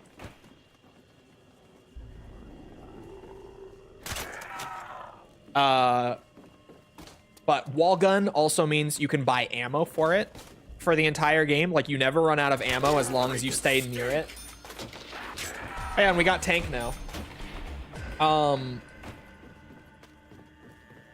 It's just so good. It is just legit. Like, it doesn't quite have the damage of like the other S tiers that I would say. I forgot PPSH, I think. I don't know if I said it, but that would also be an S tier. PPSH has an ammo issue though, to be fair. But Thompson gets up there just for like practicality on top of viability. It is not like the absolute shred machine in the early game that all the others that I mentioned are. But it is so excessively useful and viable in every single game of zombies that you will play on World at War that, like, you'll rarely see anyone play a game of World at War Zombies and not use a Thompson at some point. It's getting low, but I ain't worried. Right? It's that useful. Like, this game, I could immediately go and hit the box on round 3 here, but you know what I'm not gonna do? Go and immediately hit the box. You know why? Thompson. It's that good, and I can just grab it right there, guaranteed, for like 250 points more. You could get the Thompson from the box, but the consistency here is unmatched. Keep your claws to yourself, freak bag. There's one thing that's a pain in the ass on Shino Numa for high rounds. What if we pronounce the T in Thompson? Or sorry, the TH? Thompson. That's what it would sound like.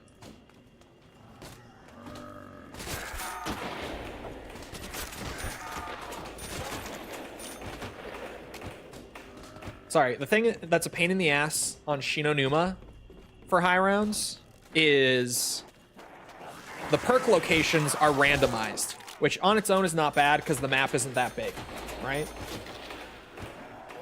Also, Shino Numa was always my second favorite map to run on World at War back when I ran it consistently. Just for the record. I enjoy Verruckt. I always like revisiting Verruckt whenever we do these. But Shino Numa was my number 2. Most of the time, if I wasn't running Nacht on stream, I was running Shino. But anyway.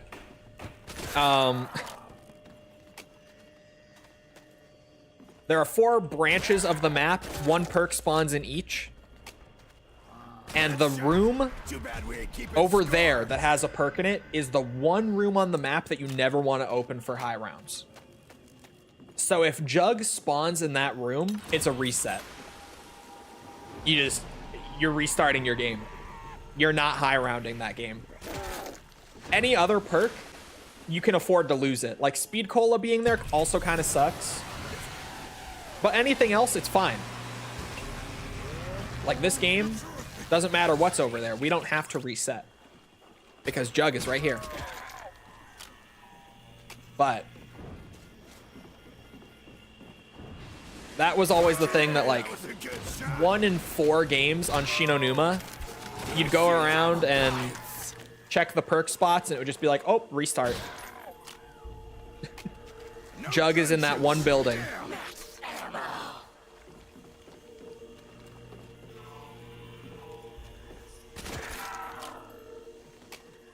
I do love Shino Numa. My beloved Shino Numa. He's a lot prettier without a head.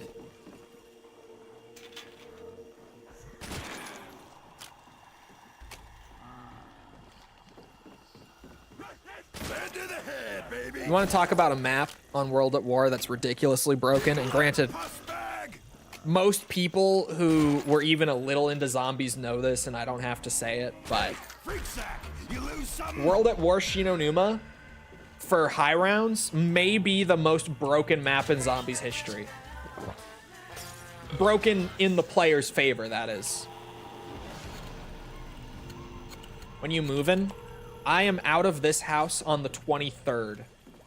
And like obviously all of the furniture and shit like that has to be out by then. Like that's the date that the new owners close. So really, I'm out by the 22nd.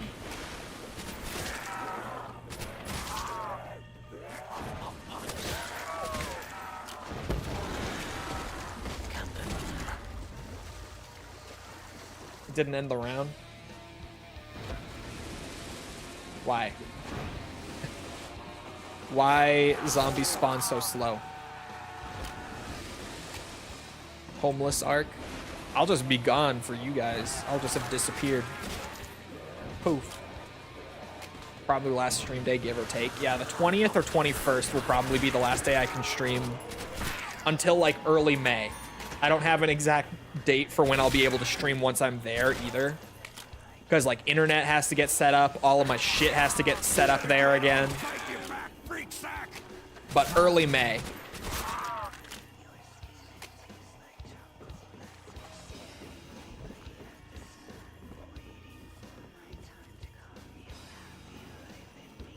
Give me box.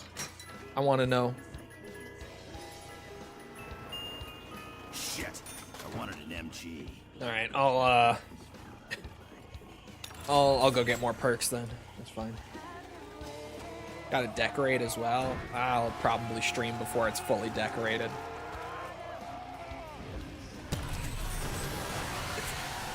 No quick revive, please. The ideal run, and granted, I would never like reset for it, but the ideal run is quick revive spawns in the one no-no room, since it doesn't do anything in solo and World at War. Kill every last one of you undead flesh sacks. Yeah, that's right.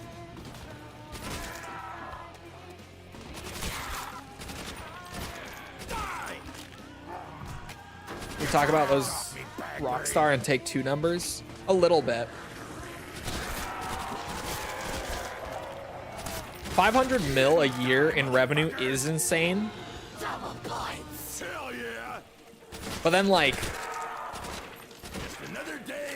kicking ass. I feel the need to remind everyone of the revenue leak from Activision a few years ago, where we learned like how much money Call of Duty was making at the time. To be fair, this was during Cold War season, Devil's dogs.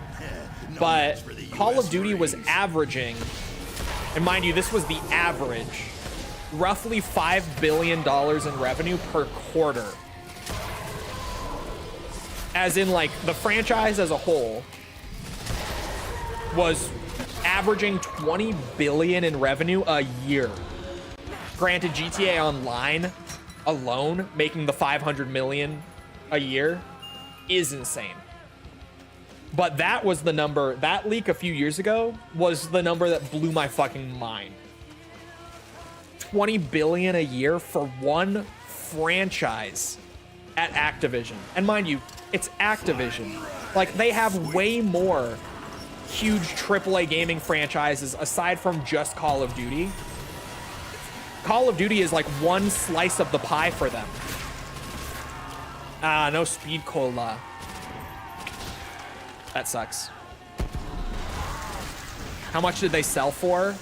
Like 45 billion, wasn't it? Or am I mistaken? No, that was Twitter, wasn't it? How much did Activision sell for to Microsoft?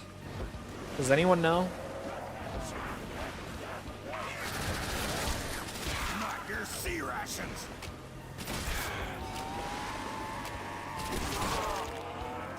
I don't remember. I remember it being lower than you would think because Bobby Kotick basically wanted to sell the company and dip. Because of all the controversy with Blizzard at the time. He was basically trying to get like one last big bag and fucking leave. And that's exactly what he did. He sold the company off, got the fuck out before everything totally went to shit for him. Come get some freak bags. 80 billion might be about right. I don't remember exactly what it was. For you. Gotta fucking boom, maggot bags. You gotta be faster than that, maggot sack. 68 billion. That sounds about right.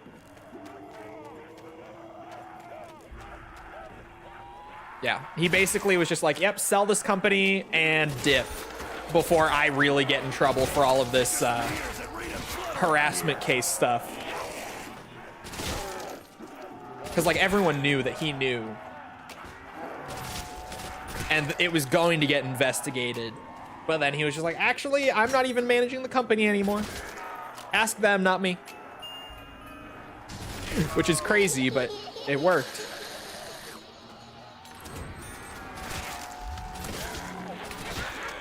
Die, bag brains. Double points.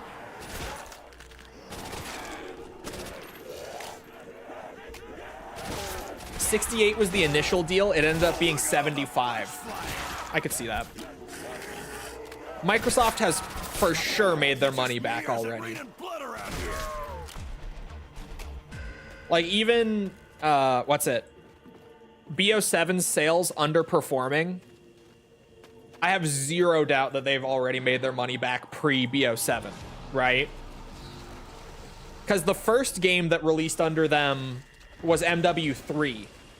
The sale happened in the middle of MW22. So they 100% have already made their money back.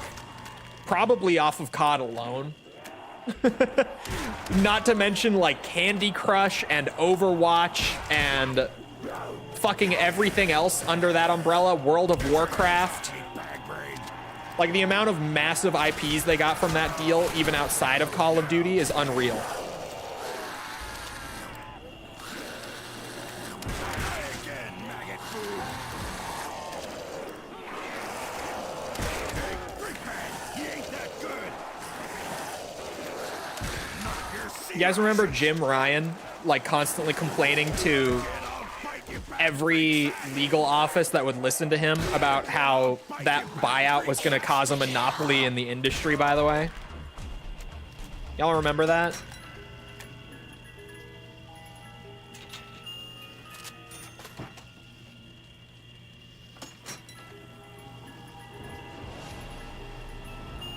Time to amp it up. There we go. Die, freak meat! Die! Die! I'm gonna buy some Thompson ammo.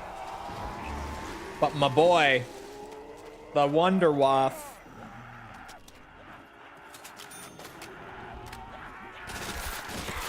You guys think it's crazy that we just recently, out of the blue, I'm sure a lot of Zombies fans don't even know this, to be clear, or to be fair.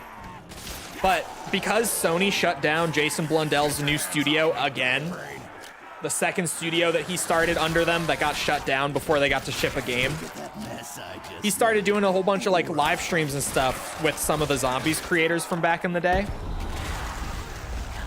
And he just randomly dropped the truth bomb of knowledge on us that the first map he directed was not Mob of the Dead in Black Ops 2. It was actually Der Riese in World at War. And we just didn't know. We always thought Der Riese was a Zelensky map all these years. It wasn't. It was Blundell's team that did the final DLC for World at War. That was the first map they made. The Wonderwaff made me think of it because he got asked on stream while talking about it why they reused the Wonderwaff. And he basically was like, I mean, it was already made. It was an awesome weapon. Like, it was so badass. It was so early COD Zombies vibes. And it kind of just fit the aesthetic of the map as a whole. So we just reused it. And I heard that and I'm like, yeah, that makes sense. He was just like, yeah, that thing's awesome. I want it. Did he ever get asked if he'll go back to Zombies?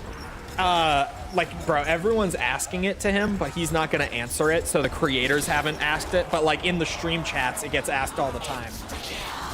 The answer is very clearly no. Like, he very obviously is not gonna work for Activision ever again. Unless they get super desperate.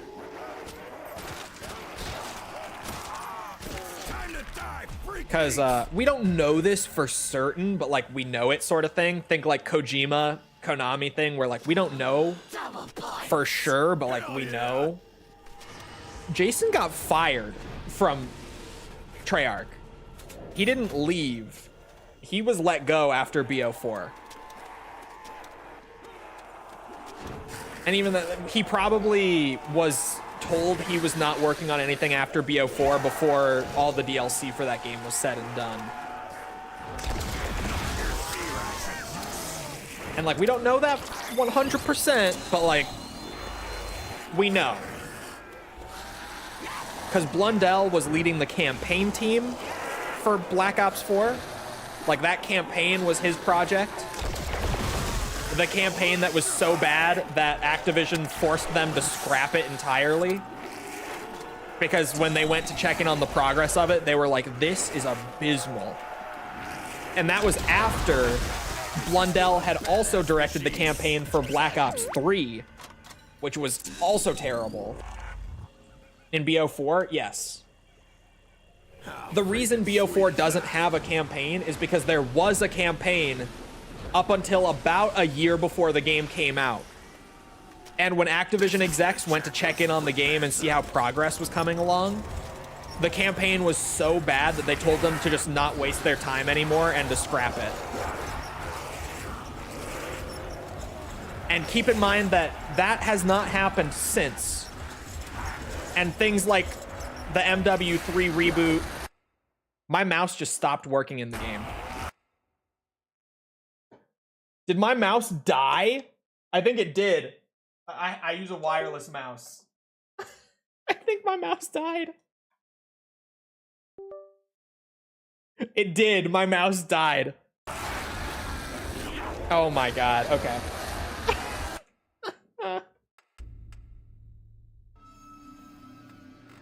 Has any footage of the campaign leaked? No. Common wireless L. I had no idea my battery was low on my mouse. That sucks. That really sucks. It's wired now.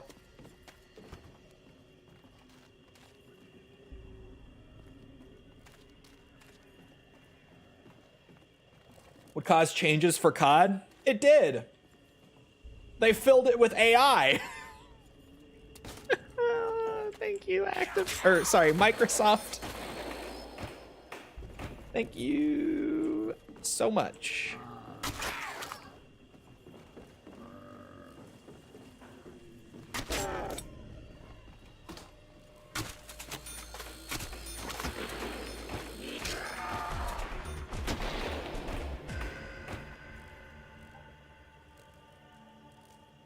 Changes that would actually be good, but yeah, fair enough.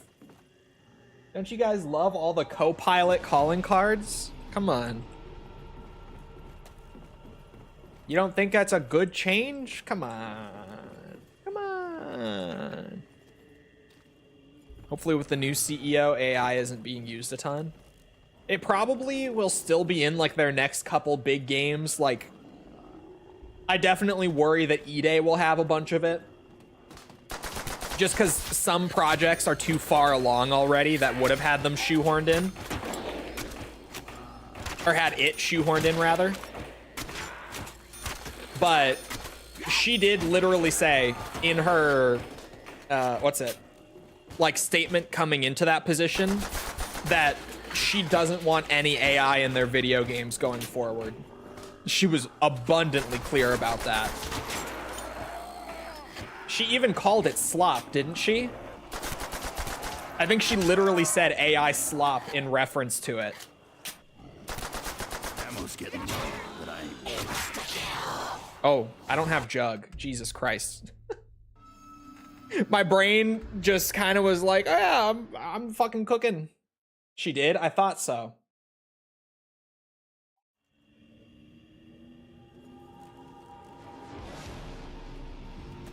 They're gonna continue with it.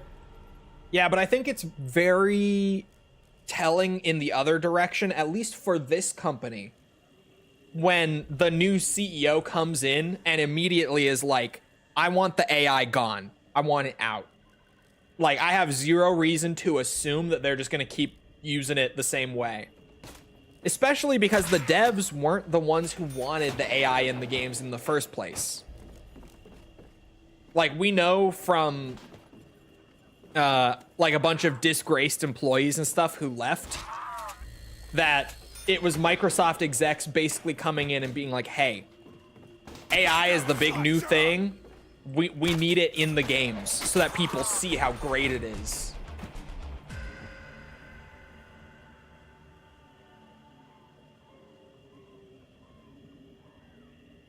Disgruntled former employees, the goats. Yeah. Like, we know that for Call of Duty, they never wanted the AI fucking art in the game. They basically just had Microsoft execs come in and be like, hey, we got this cool thing. It's called Copilot.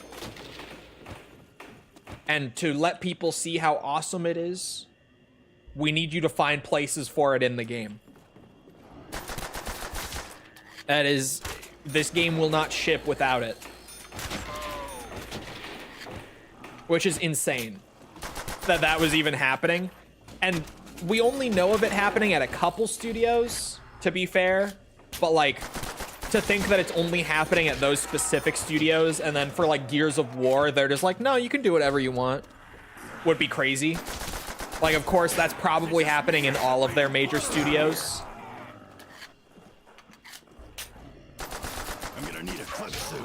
So I definitely worry that for things like E-Day, those projects will be too far along for them to really undo it. Yes, I did see the memo of her saying that Game Pass is too expensive. I did actually see that. This, I gotta say, she seems like goated. She seems awesome. Is it just me? Basically everything that we know about her so far is that she worked in Microsoft's AI division prior to going to Xbox. And yet as soon as getting into Xbox, she's like, hey, AI, no more. It's lowering the quality of the games. Get that shit out of there. And then they ask her about like Game Pass price increases. She's like, no, it's already too expensive. We're considering and looking into options to lower it, not increase it. Like, so far, she's the fucking GOAT. I'm not gonna lie.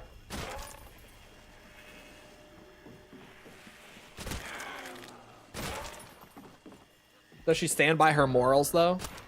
I mean, she just got in, so, like, we can't see anything actionable yet. But the thing about her saying that the Game Pass prices are already high and that they're considering lowering them if possible, that wasn't even supposed to be public. It was a memo from a private meeting that got leaked onto the internet. So that's not even her, like, making a public image. That was her, like, pushing back other executives in a meeting and being like, no, I don't think so.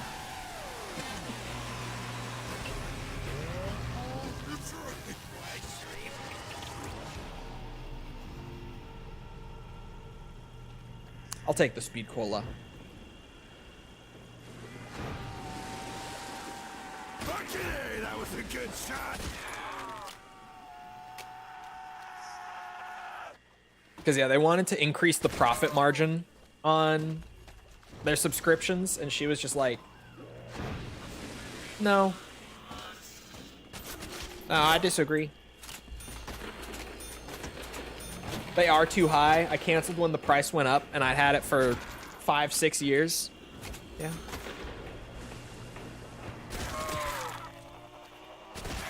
I don't even know what the actual, like, Game Pass Ultimate price is now, but I think it's more than, like, 20 bucks a month. I was never, like, a Game Pass subscriber. I just get the, like, the essential one that just gives you multiplayer and, like, some games so that I can do, like, Ace Combat multiplayer grind. It's $29.99 a month for Game Pass Ultimate? Are you fucking kidding? Is it actually? That's unreal. Who is paying that? Seriously. Dude, I love Bossa Nova. Who is paying that? This thing's empty. Need ammo. It's a bit early for dogs, isn't it? No match for the U.S. Marines. Treyarch?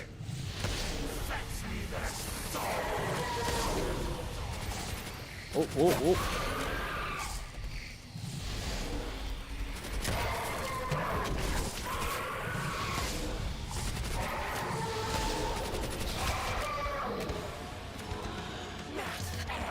Yeah, that's right.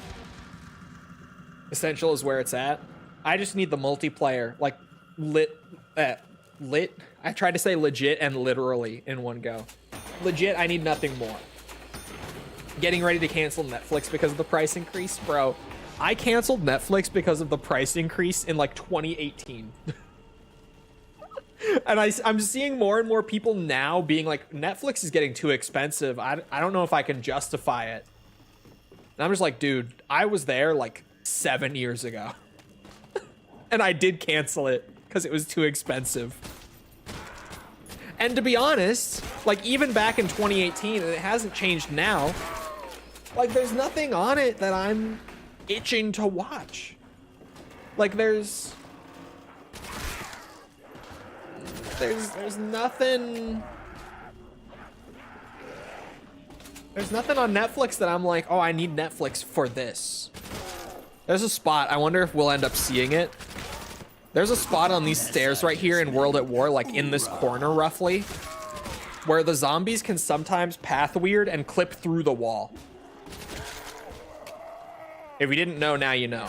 There is a legit glitch spot here sometimes where they will phase through the wall. Only occasionally. It's like super rare to see it, but I played this map so much to where I know these things. The zombies can clip through the wall right there. I was looking at it. Okay. Because you don't watch shit, to be fair, yeah. You see, the author of the Metro book said this new game is going to be darker than anything else. I did not see him say that, but I've read the Metro books. Like years ago, I read them. And it is darker just in the books. But the thing is, the games deviated from the book timeline with Exodus. So I don't know how that will impact things. Like, obviously there will be changes made from the book from that. But I did read the Metro books years ago, and it is darker. Is Metro one of them Tom Clancy ones? No. They deviated from the start. They deviated in small ways from the start, but like Exodus legit just doesn't even happen in the books. Like none of that game is in the books. Exodus was just like an original game story.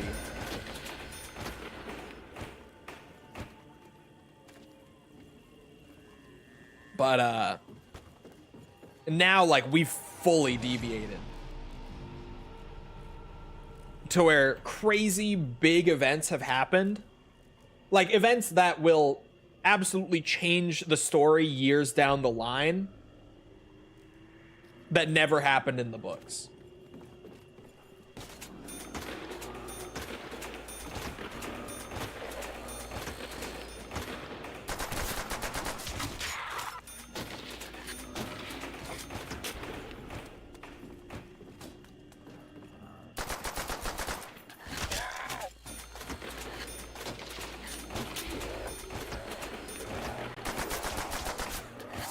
Like how the Witcher novels are compared to the games? Yeah. Yeah. Oop. Do penguins have tails? Yeah. They have a little tail. Not like a big one, but like a little, like you know how sea lions have that little tail? Okay, good. Yeah, they have tails. Chat, legit, like dogs are my favorite animal, right? They are. If you ask me ever, they are. But I'm sure you've all seen these videos of the sea lions that have been going around and really blowing up like the last few months. They might have to be number 2. They might have to take like a firm second place because holy fuck, what are those creatures? Like, legitimately, what are they? How are those real? Anyone who has seen, like, just these videos of these fuck-ass sea lions just existing will know exactly what I'm talking about. Like, how are they actually real? They're just like that. The eye blinks, bro, their eyes are so fucking weird. Everything about them is just bizarre. Everything about them is so strange. But like, in a very endearing way. Why is that zombie at that window? Oh my god, I can't hit it. There's like some tree collision blocking it for some reason. There are 2 of them up here.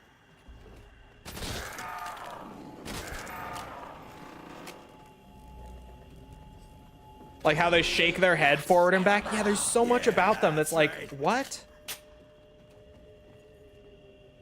The fuck are these? Show us your dogs then. I only got 1. Joke's on you.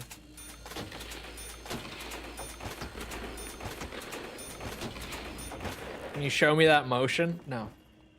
I will not. I will not make a fool of myself. But the people who have seen it know. They always appear on my feed. I like, they're the best. They're just fucking weird as shit, but like in a good way. In a very endearing, entertaining way.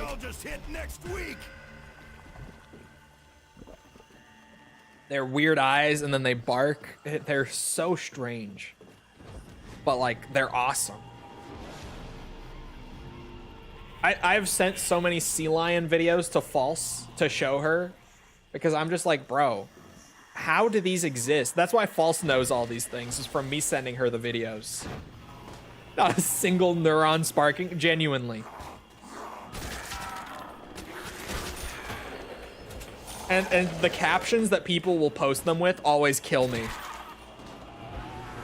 Because they'll post like this video of a sea lion just existing and like bobbing its head around and barking and all that, and then just be like, does bro even know that he exists? Is he even aware of the fact that he is real?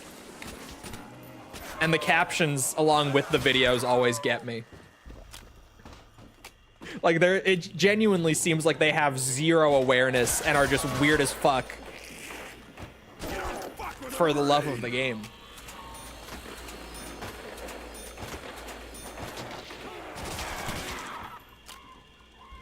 I think you just relate. They're great.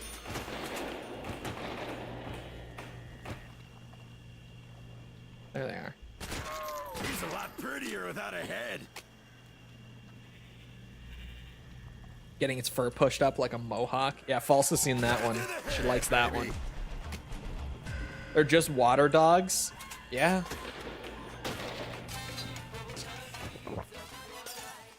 They're the goats. Dude, I love bossa nova.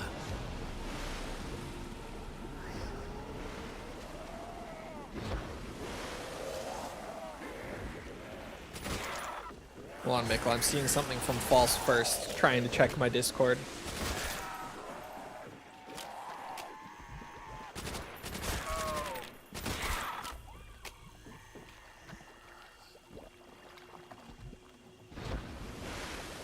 No, that's a seal. They're different. Seals and sea lions are two different creatures. I'll have you know, Mikkel.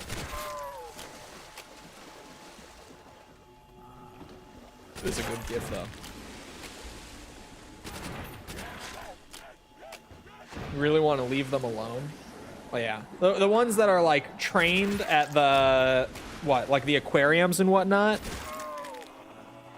Those guys are chill. But in the wild, you would not want to fuck with one.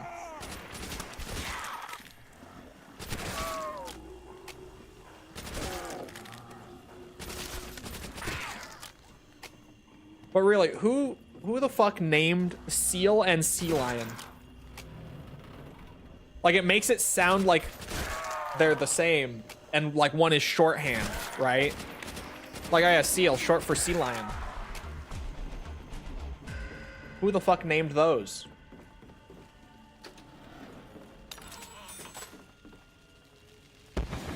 I've been realizing, just because of those videos being all over my feed, that Got something for you. they probably are like a close second favorite animal contender.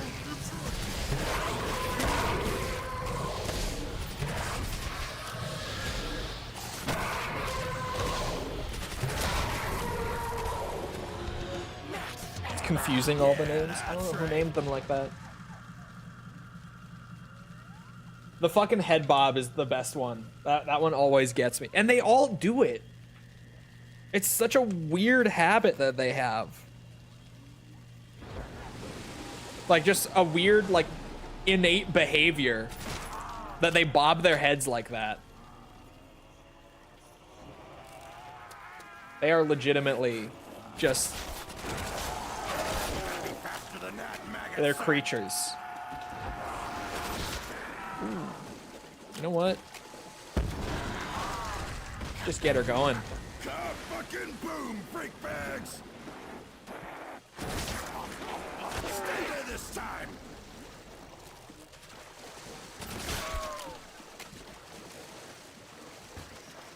Come on, come on, come on.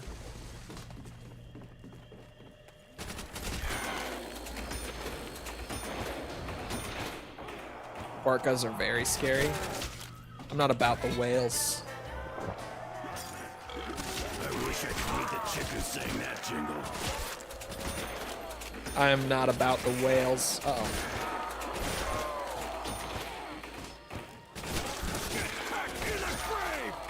I am about the sea lions. Where the fuck are you going? What?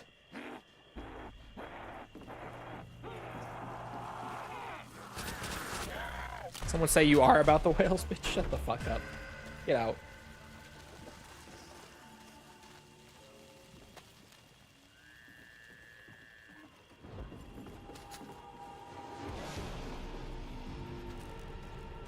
Dolphins are evil.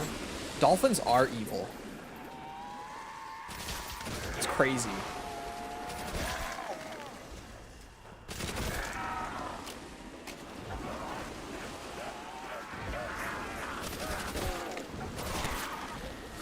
Gotta chuckle though. No chuckle.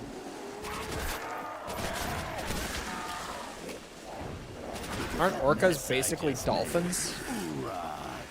Are they?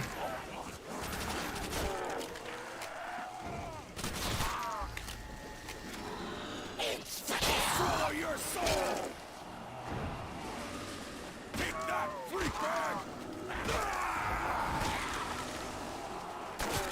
Did you see that?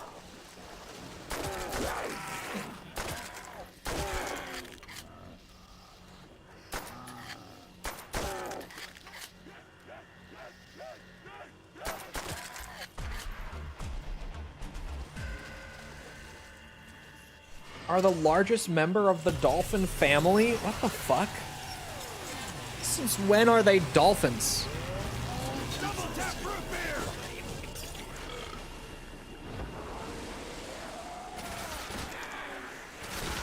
Alright, well, I'm not about dolphins either. Alright. Let it be known.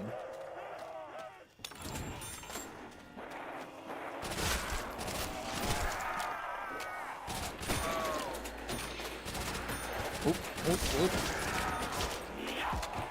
Hey, freak bag! You ain't that It's okay, good. chat. You're in the hands of a professional. You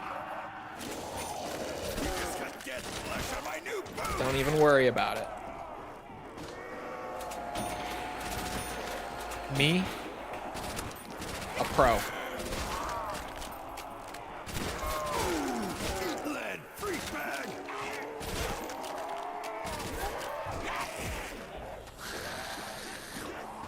Not your sea rations! Ow, I'm getting my ass beat.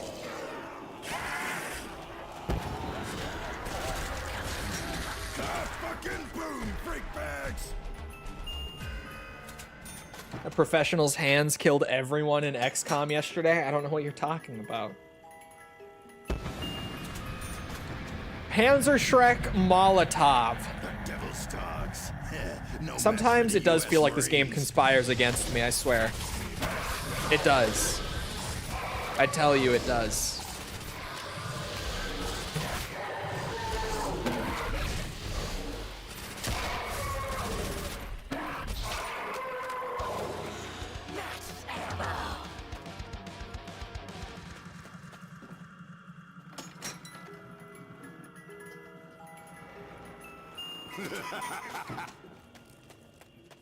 Okay, it's making up for it a little bit. It is making up for it somewhat. I am a little bit happier now.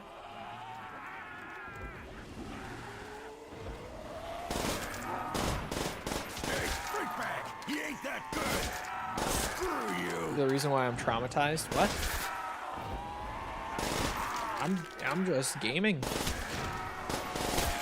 I'm not even doing anything.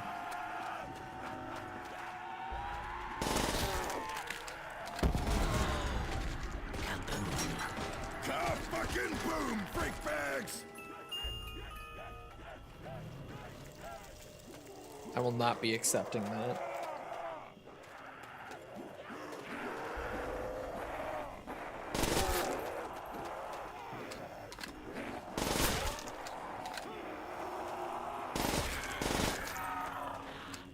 Troll's actually a psyop.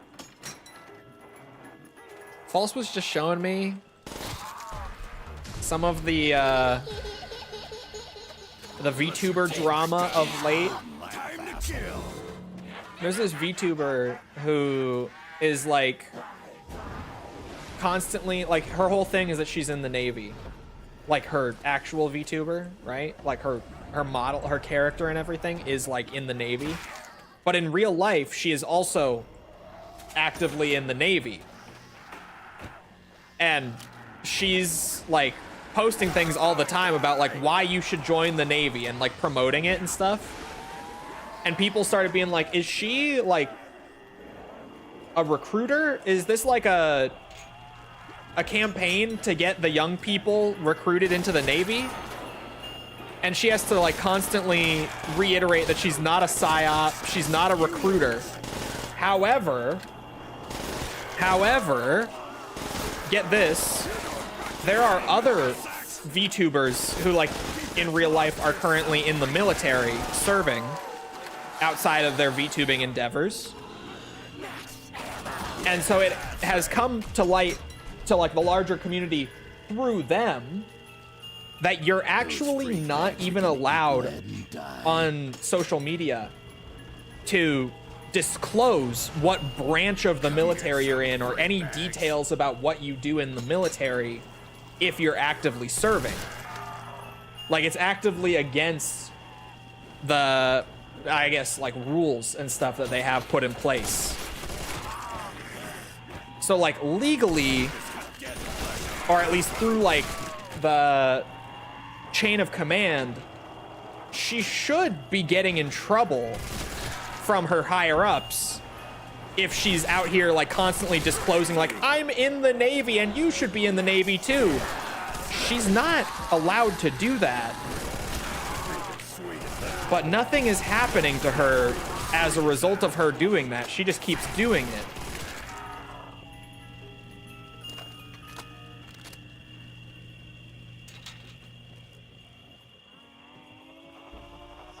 So like, Too bad we ain't keeping score. chances are, you know, when you put the pieces together, I wonder why. It is kind of funny.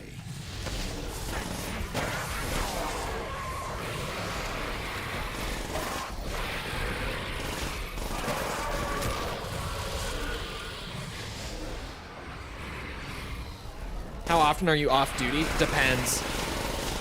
Chat, I didn't get the Wonder Waff, but I'm not here for that much longer. It's in the Forbidden Room. This is another less common RNG reset on Shino for high rounds, but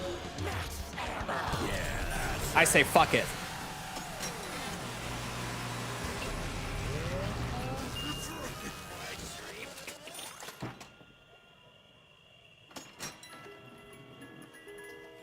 Either lying about being a recruiter or just stupid. Yeah.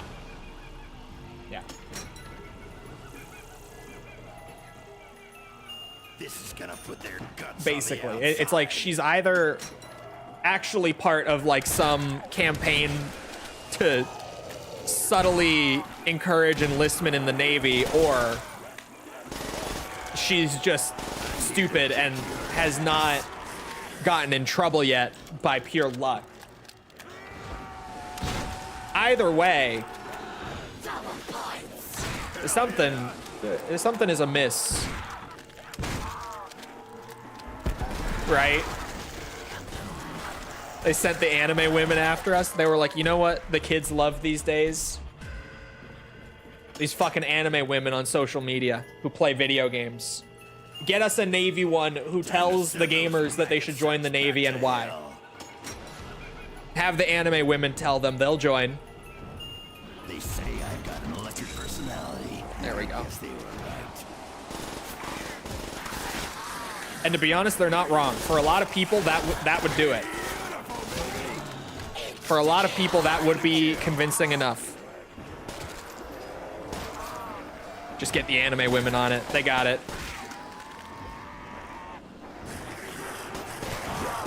Kill every last one of you undead flesh Big sacks. booba anime women? Exactly. Exactly. Oh, wade in your guts, maggot. All the, 18 to 20-year-old men, they'll want to enlist in the Navy.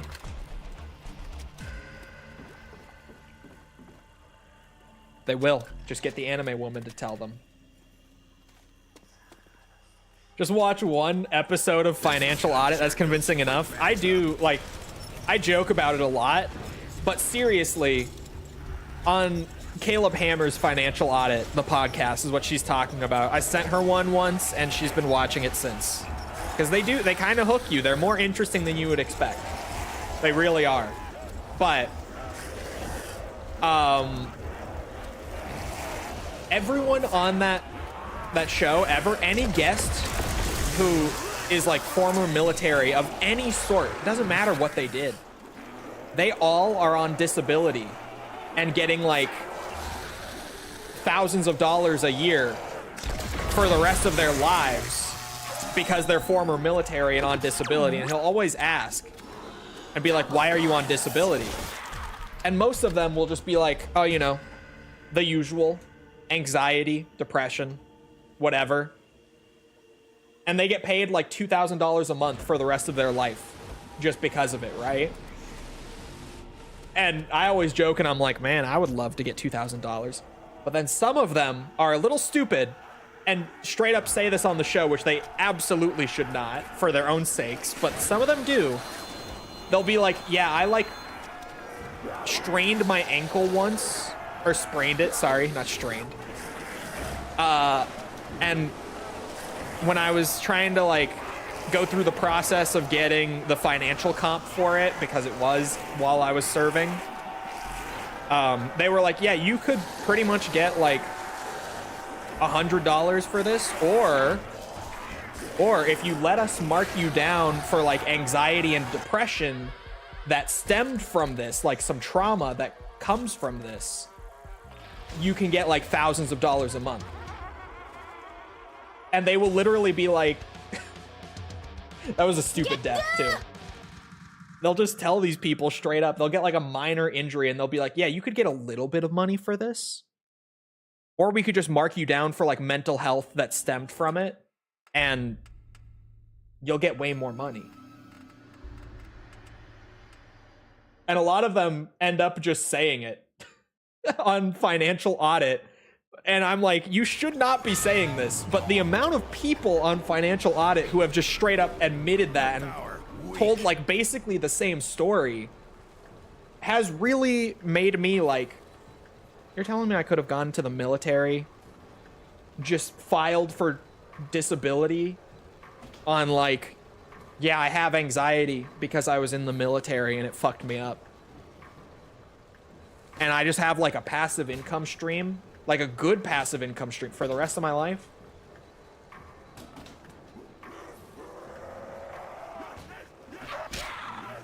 It's not too late for me to enlist, boys. I got a few years in me still.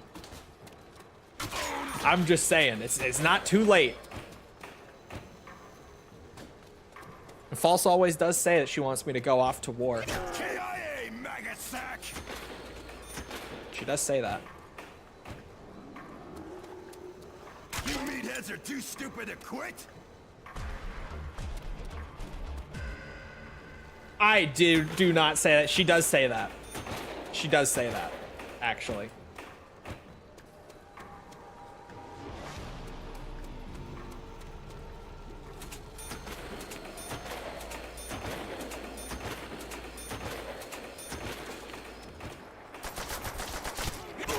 Don't fuck with a Marine!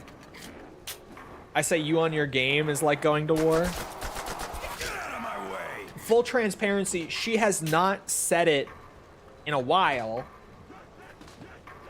But early on, she did frequently joke about how much she wishes that she just had a man who was in the military who wasn't even around, but like, you know.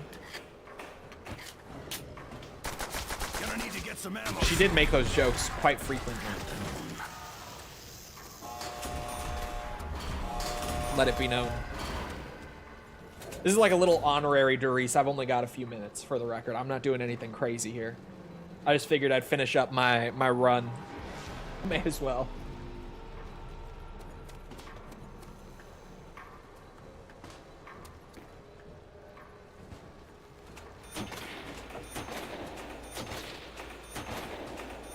Get that leg blown off. Have it come back as a not service-related industry or injury.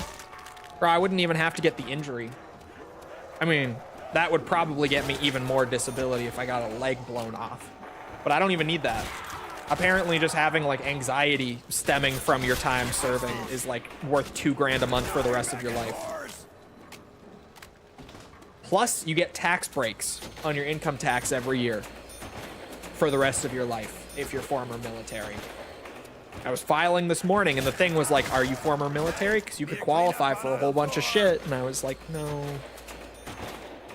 Unfortunately, I do not qualify. Bullet to the brain. Hoorah. In the trench with a Fox JPEG in his helmet.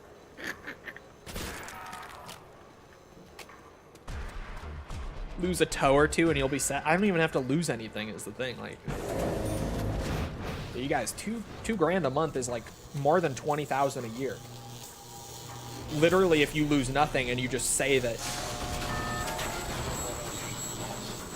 like, genuinely, that's all it takes.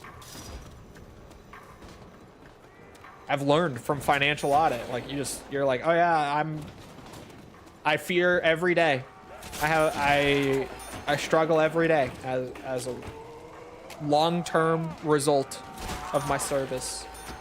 And they're just like, all right, here, take your money, shut up. Don't tell anyone. Shh. Take your money, be happy.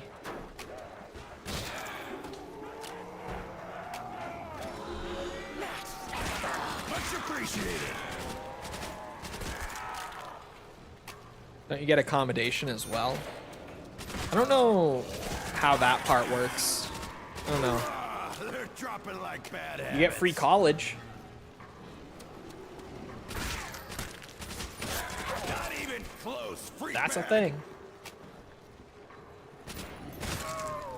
A bunch of my buddies in college were there for free because they were former military and they were just getting their degree. It was all paid for. A couple of them even stayed in school after we graduated. And did their masters because it was free.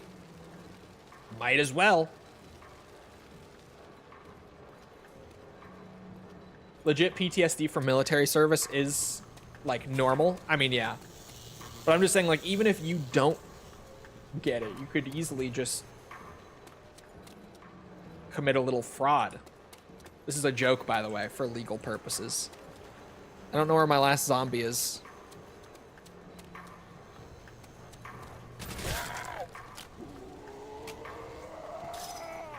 By the way, since Jason Blundell was recently publicly talking about the experience of developing this map, someone asked him what the deal with the looping, like, 3-second clock ticking was. This one here, that's right in the center of the map, super loud. He said, I shit you not, that it is a representation of the fact that with Derice, their goal was to make a map that would keep players playing for longer. And like you see that in a lot of areas with like the Pack-a-Punch being introduced and everything. But the clock was literally just a visual representation of that, is what he said. With a big cheeky grin on his face, like, yeah, I bet no one knew that one. It was so funny. Anyway, I hope you guys enjoyed. If you did enjoy and you haven't done so already, feel free to go ahead and leave a sub, follow, whatever. Come back another time. We're doing this. I mean, on occasion we're doing this. I'm so used to saying that. We're doing all sorts of other stuff, though. Like Metal Gear, Yakuza, Resident Evil. I'm forgetting one. Ace Combat. All that. We're doing all that. So come back anytime. It's all good. Also, if you enjoyed and you haven't done so already, feel free to go ahead and leave a like on the YouTube side. Helps out with algorithm and stuff, so I appreciate it. Thank you if you've done so already. Thank you if you're about to do so. Also,